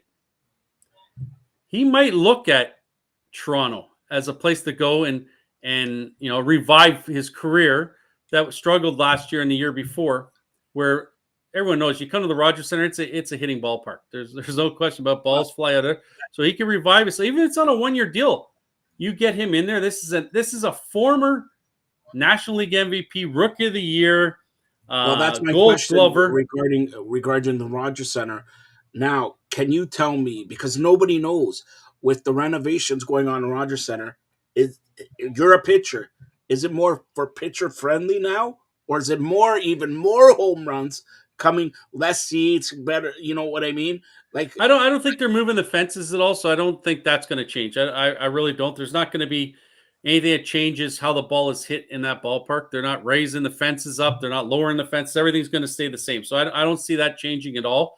The look will be different. I don't see anything else other than that. So a guy like that coming over could benefit him, and it could, if he found what he had 2 years ago, that would be a big ad for the Blue Jays, right? Yeah. Big ad. This is a guy I think he's 27 years old. He's won many awards. Now we'll just see. Do the Dodgers do they not tender him? If it's me, it's pretty hard to not tender him a contract. To me, so I'd be very surprised if they didn't tender him a contract, and he's still not a Dodger. But if he isn't, the Jays, Atkins better jump all over that and see if they can get him here, and maybe even on a 2 or 3 year contract to get him to Toronto, because I think he would do pretty good there, and that would take care of Hernandez leaving. Yeah. And what is he? A left-handed bat, which they look for. And if he comes back to his years from past, there's 20, 25, 23 home runs, 80 RBIs. Yeah, that's equivalent to Teoscar anyways. And not often you get to sign a former MVP. You really don't. Rookie of the Year. He was an NL MVP in the National League Series as well. Yeah, I like that. They're also in for the Mets, Nemo. That's another guy that could fill nicely. So there's some pieces here, and I don't think Atkins is done by far. I think he has a lot of work he's going to do here, and we're going to be surprised at what he looks at. Like, you got to look at this. Like, over the last 3 years, this Blue Jays team, as much as they made the playoffs twice, really, they've been a disappointment at the end of the year. Exactly. Losing to Tampa Bay, not making the playoffs in 21, and then last year losing to Seattle after being up 8-1. So I'm going to ask you this: a couple things. Major League Baseball over the last couple of hours, even they announced that Texas is getting the All-Star game, and Yep. then next following year it's Seattle, and then 2025 Blue Jays or Toronto is in a mix with Baltimore. Yep. So and I think then there's Baltimore, and I think the Cubs as well are in that yeah, mix. To yeah, me, it might go to Toronto only because they're doing the renovations to the Rogers Center, exactly. right? That's So what I 2 wanted years to down say. the road, this is pretty much done, the renovations. Yep. So I can see it coming to the Rogers Center. That'd be excitement. I think when was the last one was there? Basically when it pretty much 1991. opened, Yeah. right? And that's when I think it was Cal it Prince Ripken. Fielder or Cal Ripken Cecil won. Yeah. that was No. hitting in home runs off the Yeah. top of the restaurant on a regular basis. So Yeah. no, that'd be a nice Cal Ripken was get. the MVP there. So Cal Ripken Yep. was the MVP. Now, the other thing is, we talked about this last time you were on here, and last year even. Verlander wants a Matt Scherzer deal. Okay, so I'm going to ask you: Verlander can help the Blue Jays like crazy. Do you offer him 3 years? What is it? 130 million? Nope. Once he said he wants Scherzer money, he wants $40 million, $44 million a year. He then dropped off my radar. So He's 40 which years radar old. is on it? Then is it the Mets and the Yankees? I would say Mets, Yankees. Maybe he goes back to Houston. Maybe the Dodgers, Boston. I think $43 million for a 3-year contract for a guy who's 40 years old is a little bit much. I think I really do. I don't see. I'd rather spend my Do money you give him on a 2-year contract then? a 2-year. Still, you're looking at $90 million almost for that 2 years. That's an awful lot of money for a guy that, he's 40 years old. Like Yeah. he But could he wake just up. won the Cy Young. He did. You're right. He had a great year. But how much more does he have in the tank at 40 years old? Throwing at the same He caliber just he's won doing. the Cy Young. Yeah, I know. I don't know. To me, I wouldn't give him $43 million. Like if it was talking 30, 35 million, I'd look at it for a 2-year deal. To 3-year deal at the amount of money he wants, no. I think I'd rather put it on someone like a Rodon, a Bassett. Go after one of those two guys that are younger and like I said, I really like Rodon. I think he's a guy that the Jays should target. And you know what I think of Syndergaard? I think Syndergaard is a guy that you might be able to get on a 1-year, 2-year deal. Like it was kind of funny. I saw a post on Twitter of someone's posting a video of Syndergaard when he's throwing almost 100 miles an hour, and now when he's throwing 94. His mechanics were a little different. Things were happening different.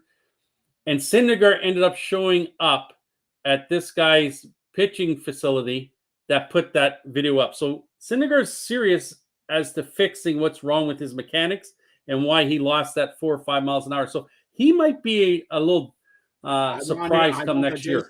I'm the one who said, now normally I don't do this, but I'm going to say this, and I want everybody who's watching and listening to this right now. Marty Roberts for baseball, for the awards, is batting 1,000. Marty, come on. I'd stand up, but my back's sore.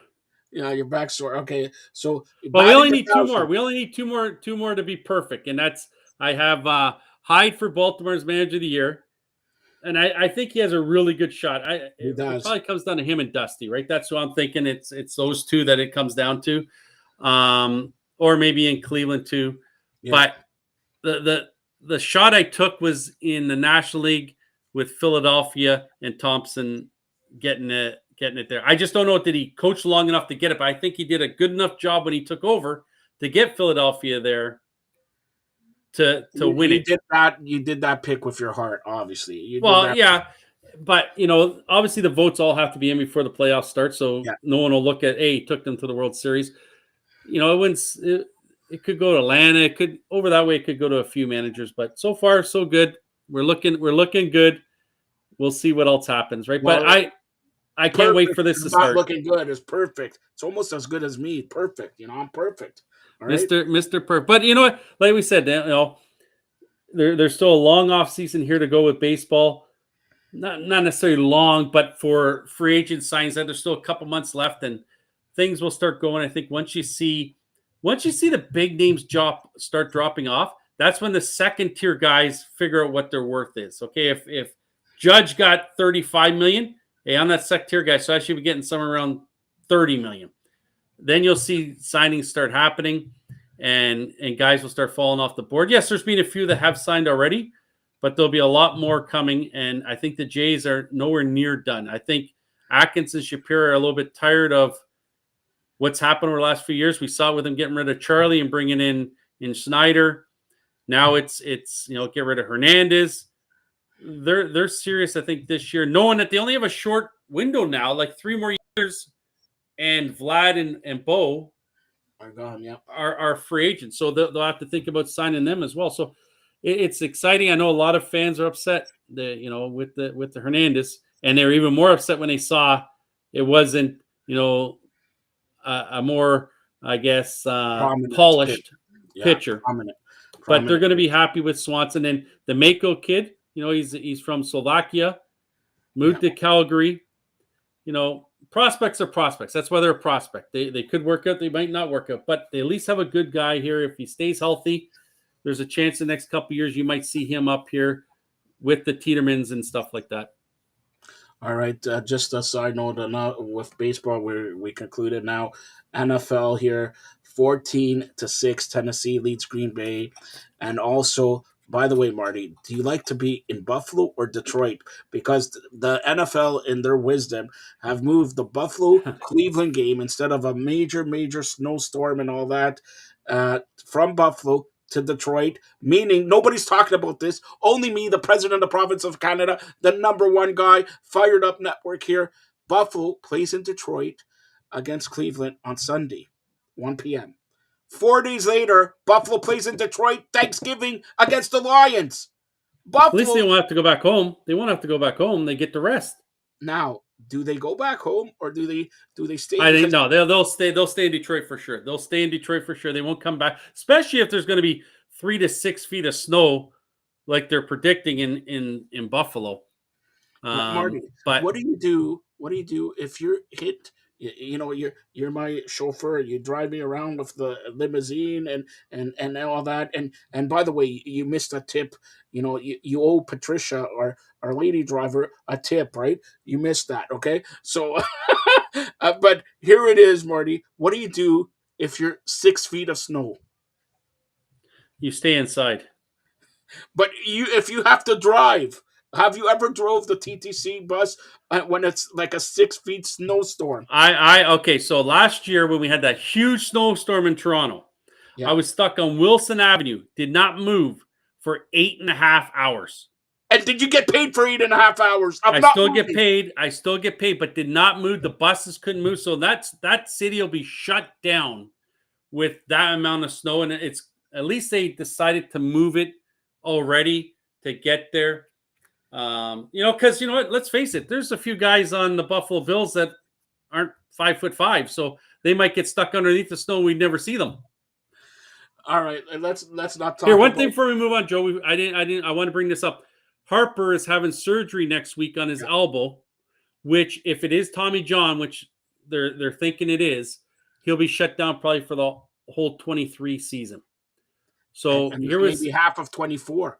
Yeah, so he didn't play. I think it was like sometime in mid-April he stopped playing the outfield because of the elbow, and so they'll have surgery next week. And then once they're in there, I guess they'll determine whether it's Tommy John needed. And if it is, he's done for 2023, and hopefully it's not any longer than that. And now here's you brought this up. I forgot to mention this. You said elbow. Springer had elbow chips and all that removed. Bone chips. So that you have to look at, because also with Springer there, he hasn't, when he played, he was playing great and all that, but he's the, lead off and gets everything going there. So, yeah. Well, hopefully usually bone chips and that, once they take them out, you feel a heck of a lot better. The Tommy John is a lot different. It's a really a major surgery.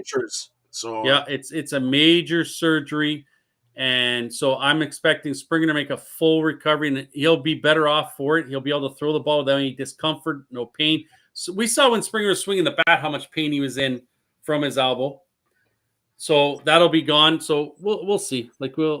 I'm looking forward to see what else the Jays do. Let's just hope that Twitter stays up long enough for us to keep watching and seeing if the Jays sign anyone. Marty Roberts, Eric Cohen just chimed in here. He says if Marty Roberts goes perfect in his postseason awards prediction, he's going to bring you a red wine, a red bottle of wine, sweet wine, red bottle of sweet wine. Red bottle. I don't drink. Do you wine. like red wine, Marty? I don't drink wine. If I do, I think it's white. I'm not a wine drinker. What do you mean? My wife is a wine drinker. Do you drink Molson? I drink Coors Light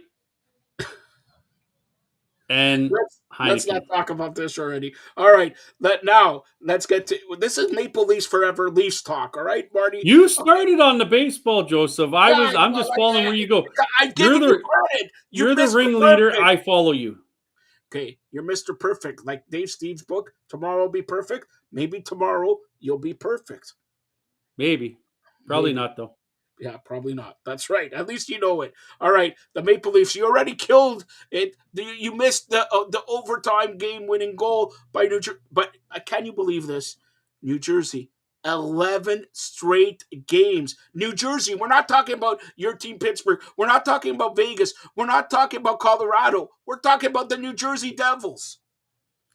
Yeah, you know what? For the time I watched, I probably watched a period and a half of it. They looked really good. They really did. Defensively, they were clogging up the passing zones. They were very fast. They were quick.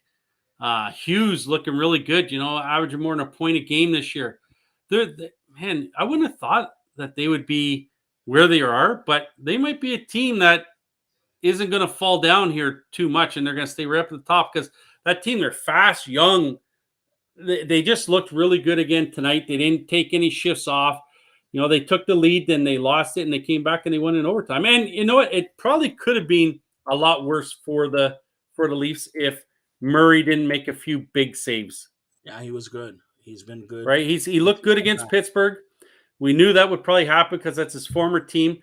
But playing back-to-back games and playing good in back-to-back games and pretty much looking like he's healthy, that's a good sign for the Leafs. But it's a bad sign that the Leafs just can't seem to get on a roll yet. And the guy, Austin Matthews, did score the only goal. It was a nice goal set up and everything like that. But Maple Leafs, if they're going to do something, they got to win these games. They got the best attack, okay? Like on paper, Marner, Matthews, Tavares, we don't have to go. But the defense has been playing the last, I don't know, maybe 5-6 games, very tight and very good. And they with, if you look at Muzzin being down and a couple guys, so these rookies, Liljegren, Sandin, and all these guys coming up and playing good. So now the offense, it's like the old story. When you click, the offense clicks, but the defense. Now it's the defense and the goalie, but the offense. And with Sandin and Liljegren, I really like Sandin, but you can see over the last few games they're playing a little tight. They're trying not to make mistakes. Yeah. And Sandin had 3 or 4 giveaways today. Liljegren looked a little shaky too. Yes, they have to get that out of the way. They're relatively young in this league. The problem, we talked about this last Leafs game. I guess 2 would be ago when they played the Penguins at home. The giveaways, they gave away the puck again 23 times tonight again. You're not going to win many games, turn the puck over 23 times. That's just too many times that they're giving it away and making it an easy turnover for the opponents. And they have to tidy that up and not make those bad some of them are really bad giveaways too. They're not just a giveaway where it's in a corner. No, it's out in front of the net where they turn it over and it turns into a good scoring chance, right? So they have to tidy that up. I believe they were out hit again tonight by New Jersey, 30-23. So I don't know. New Jersey's looking good. I'll give them that. I didn't never thought about that. Never. Lindy Ruff, Yeah. he's looking like he's the brainiac over there now, isn't he? 11 in a row. That means 22 points in the bank. 22 points in the bank already. And by the way, the Maple Leafs next game is Saturday, I believe, against the Buffalo Sabres. And Buffalo has fallen off. They started good, and this is what they do every year. They start well. Tage Thompson is amazing. We got to give it. Yep. Skinner's been playing well and all that. But again, they start well and then they fade, and fading already in November. That's like, but it should be interesting to see, because you know where I'm going with this one, Marty. They say the NHL season does not pick up till after Thanksgiving, U.S. U.S. Thanksgiving is next week. Could we see a bunch of trades and everything? Because U.S. Thanksgiving is the quarter mark of the NHL season, basically 20, 25 games around there. So do you think, Dubas shakes something up here, or some team shakes something up?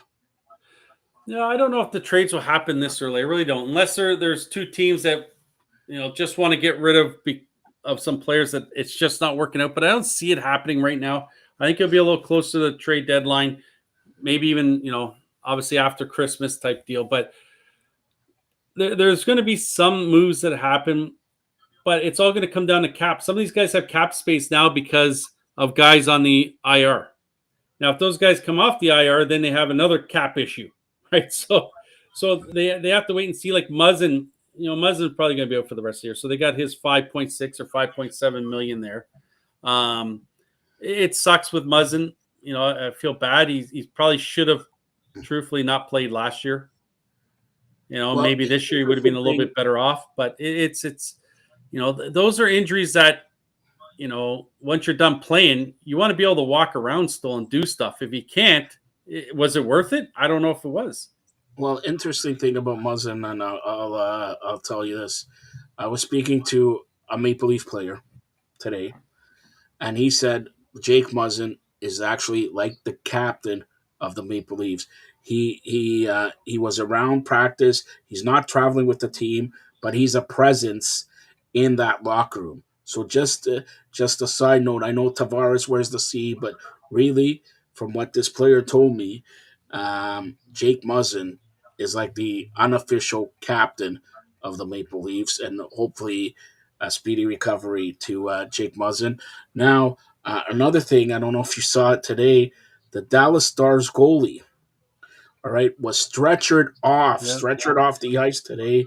Dallas, I believe, and it looked pretty harmless. It looked hard. He made the save with the legs sort of laid out, and he obviously tweaked something in his back that is not good if you got to be stretchered off, right? So, and the goalie back, that could be a critical spot. Yeah, it's injuries are part of the game. That's yes, it when you're going in. You know that you're gonna play. You're gonna get injured. It's just hopefully by the time when you're done and retired, you can still walk and know your own name once you're done. That's the goal, right? You want to all the money they've made. They want to still be able to have a life after they're done, because they're still all these guys when they retire. They're still pretty young. Their families are young. They get to hang out with them. It would suck for some of these guys not to be able to hang out with their families if an injury made it that they can't walk around or they can't remember things, right? So that's what people don't see. They see the big paychecks. They don't see all the toll they take on their body and what can happen after their playing days are done. And we've seen a lot of them. Like NFL's very big for that. After they're done, a lot of them take their own lives because of concussions and stuff like that they've had. So it's tough. And hopefully when these guys are all done playing, they're all healthy enough and able to do whatever they want to do after. A couple more minutes with the grizzled young veteran Marty Roberts. Hey, wait a sec. Hey, look at the mustache. It came in nice, eh? You notice I shaved the goatee. I had to show the mustache off a little bit more. All right, hold on. I'm going to zoom it. Producer, Zoom it. Look at that. Woo! Yeah, I think you shaved the goatee. It's November. You're not supposed to shave the goatee. The goatee, I can't shave the mustache. The goatee, I shaved just to show the mustache. And what? You keep the mustache for November when you have the goatee? No, I'll get rid of the goatee until the end of November, and then I'll bring it back in. So Marty, rate my mustache here. Yours is more like a Chia Pet mustache. Chia Pet mustache. Come on. All right, Marty. A couple more minutes. So I don't know if you know this, but there's a big thing happening Sunday, the World Cup in Qatar. I know I'm not asking you about soccer. We'll get to that in a second. But there's also the Grey Cup happening in Saskatchewan, where the weather is going to be minus 13 Celsius and snow. Snow, snow, snow. The Argos play the Winnipeg Blue Bombers in the 109th Grey Cup. Marty, you were around for all of them. So this one, this one is special, all right?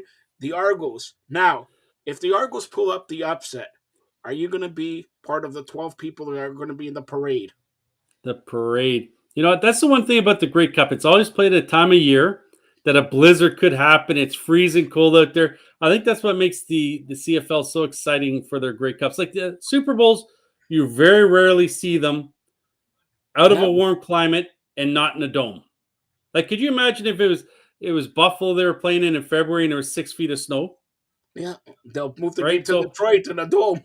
Right, exactly. So that's what I like about the Grey Cup. That's, it's played at that time of season. I think, honestly, what's Winnipeg won? 2 in a row? 2 in a row, yeah. I think the Argos upset them. I really do. I think really? the Argos. Marty Roberts coming. I think the Argos upset them. And the only reason why is because I'm pretty sure we heard Long John Eric Cohen say that he was taking Winnipeg. So I'm taking the Argos just because Eric's going Winnipeg. Wait a minute. He was going to give you a red bottle of wine. Well, he'll give me a white bottle and a red bottle after the Argos win. So wait a minute. Hold on. We got a bet here. Do you want to bet Eric Cohen? Listen. All right.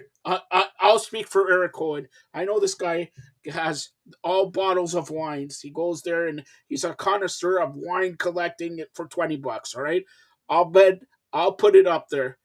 He says Winnipeg. You say the Argos. If he wins, what do you give him? If he loses, he'll give you a bottle of wine. I will give him a hat for a cold winter day to cover the head of his. Really? A hat? What type of hat? Come on. I'll give him the TTC toque.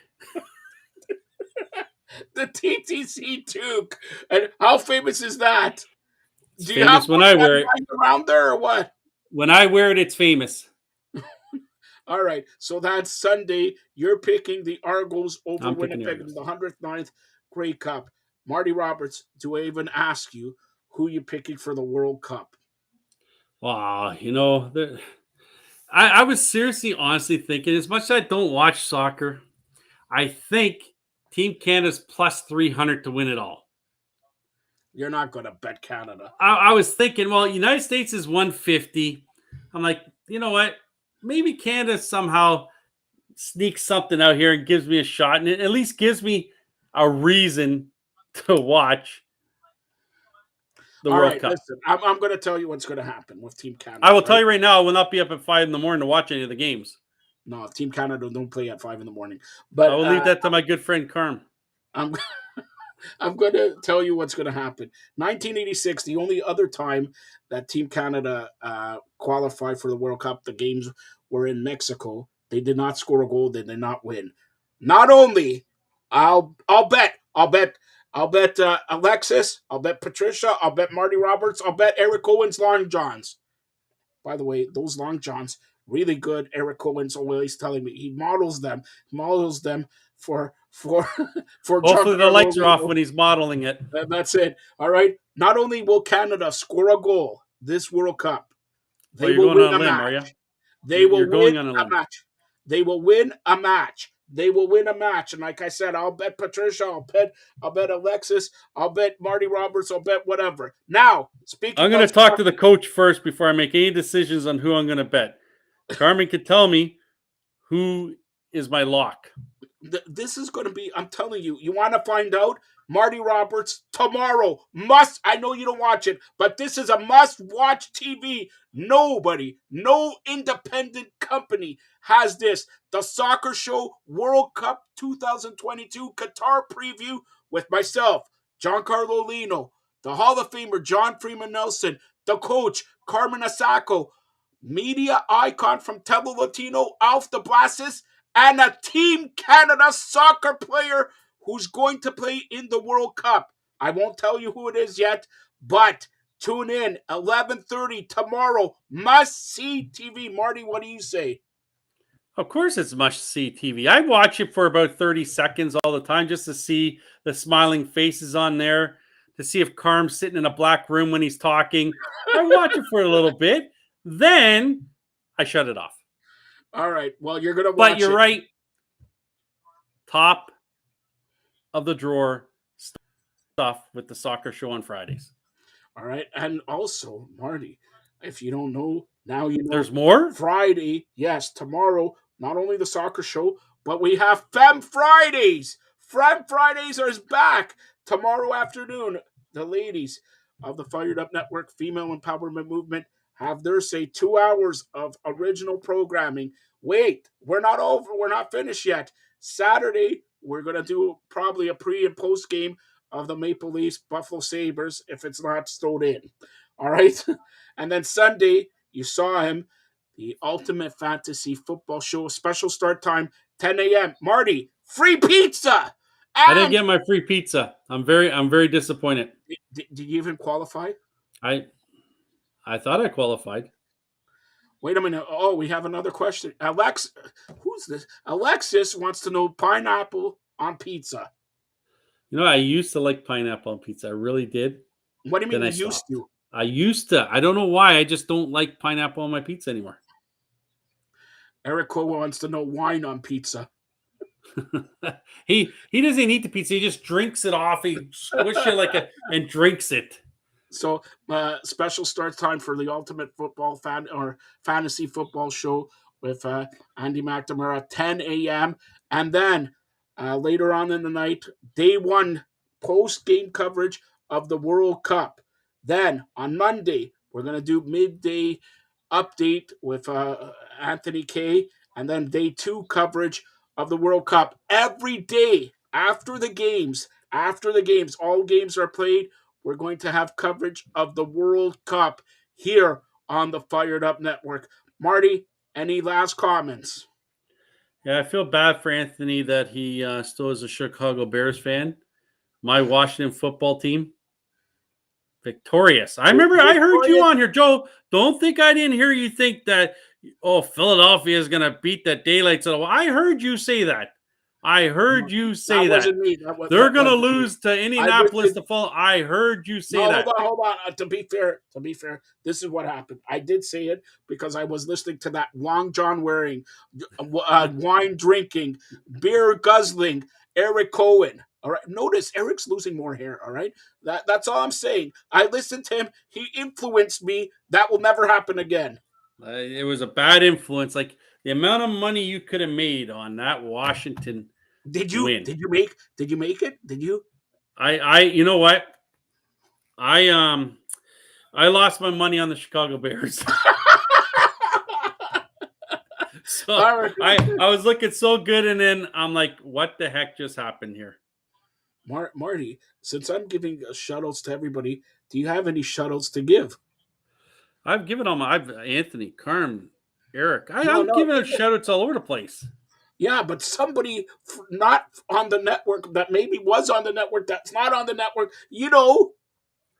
No, all right. So we're not doing shout-outs, all right? But we're doing tell everybody. And by the way, I was especially talking to my good friend Tyler, who's a big Pittsburgh Penguin fan, right? He was telling me Pittsburgh is not just not gelling, right? And maybe we should get Tyler on here to talk about the Pittsburgh Penguins. Do you agree with Tyler? They're not gelling? Yeah, they definitely have an issue. It's Jari, is he injured? Is he not injured? Like he's in tonight, and again, he's given up 3 goals on 18 shots.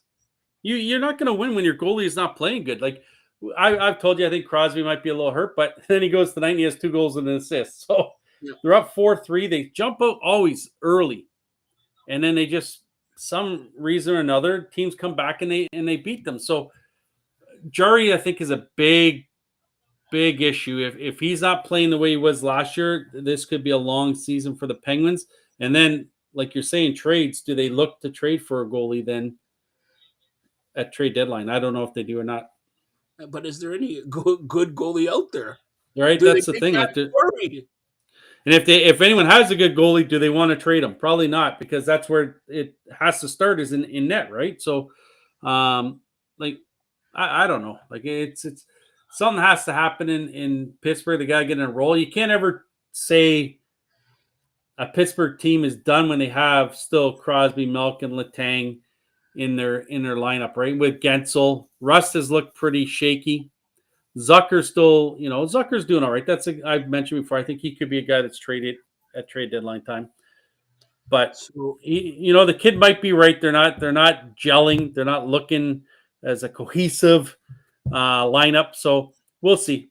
A long year to go. We've already saw Buffalo drop down the standings. Our other team's going to start dropping down the standings, and the top teams start moving back up. We'll see. Like New Jersey, as much as I say, I don't, they looked really impressive tonight.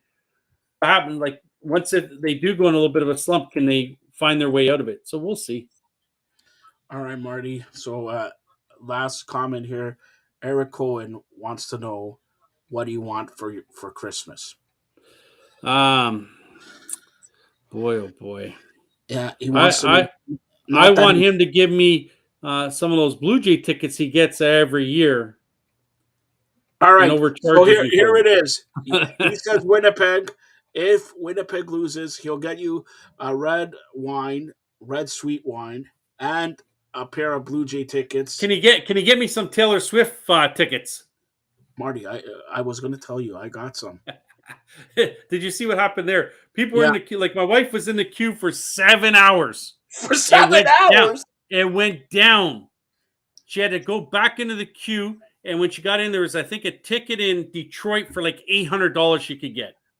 I'm just interested in A Boogie with a hoodie tickets. Do you ever get that guy? No. But I am going in March 12th to be exact, to see Journey at the Scotiabank Arena. I have floors. So I'm excited about that. Yeah. Journey, here's the thing. If you buy the tickets early enough, like I was telling my wife, you can get we got ours for $125 each on floors. Now they're up to $190 each. Marty, can I ask you something? Do you stop believing or what? I always believe. You always believe. All right. Always believe. Always believe. Two things. That song and Sopranos go hand in hand. That's Sopranos. The Sopranos. All right. So you're telling me you didn't get Swiftie tickets? Well, Marty, my niece got one ticket in Nashville. So her deal was she was going to go to Nashville, Tampa. Here it is. Yeah. That's the ticket. Yeah. That's the speeding ticket you got today going through the red light. Printed tickets. Here it is. Tickets, yeah. That's why it has Marty, a converter on the other side of it. Give me a price, and we'll go Swiftie. She'll be. Give me the Bell converter box. Give me your favorite Taylor Swift song. What's her song? What is there? What's that one song? I saw the police officer doing the video that went viral. Man, I forget what it is. All I know is that my niece loves her, goes to any concert she can for her. She bought one ticket in Nashville, and she's going to go to Nashville to watch it, and that's good for her. She's going to enjoy it. Nashville, she wanted to go to 3 places, Nashville, Tampa, and one other spot, and she's going to go just travel with one ticket. She's just buying one ticket. Maybe this is a friend of yours, but Alexis, all the time here, saying, why don't you know A Boogie with a hoodie? I don't know what A Boogie with a hoodie. Why? Why don't you know A Boogie with a hoodie? I don't know, because I'm a sheltered human being. I don't go out unless it's for work. By the way, as we close this out, fourth quarter now, Tennessee leads Green Bay 20-17. Good game Thursday night football here. All right, Marty Roberts, tell everybody how they can get a hold of you. He's playing music now. You stay up too late. You got nothing on your brain. Ain't that the truth? That's what people say. Everybody says it. Yes. Now he's dancing. Come on, Marty. See? Come on. It's December 31st. Come on, show the moves on New Year's Eve. Come on. I'll show my moves. Don't you worry. My move will be as soon as that clock hits 12, I'm in bed. That's right. With your red bottle of wine. That's right. And my long johns. That's right. All right, Marty, go ahead. Oh, Lefty22, Twitter, Instagram. Follow me there. And don't forget, fans, check out tomorrow. I urge you to check out tomorrow the soccer show, 11:30 a.m. Myself, Giancarlo Lino, Carmen Asako, John Nelson, Alf de Blasis, and a Team Canada soccer player. I know who it is. I'm not going to say it till you tune in tomorrow. Nobody, and I'm serious. But nobody. See, come on, Marty, do it. All right, nobody independently. Nobody. Hey, did you go to Best Buy yet, or what? No, that's Bad Boy. Bad boy. Bad boys. What you gonna do? What you gonna do when they come for you? Thanks a lot, everybody. Stay tuned for more great programming here. Watch tomorrow.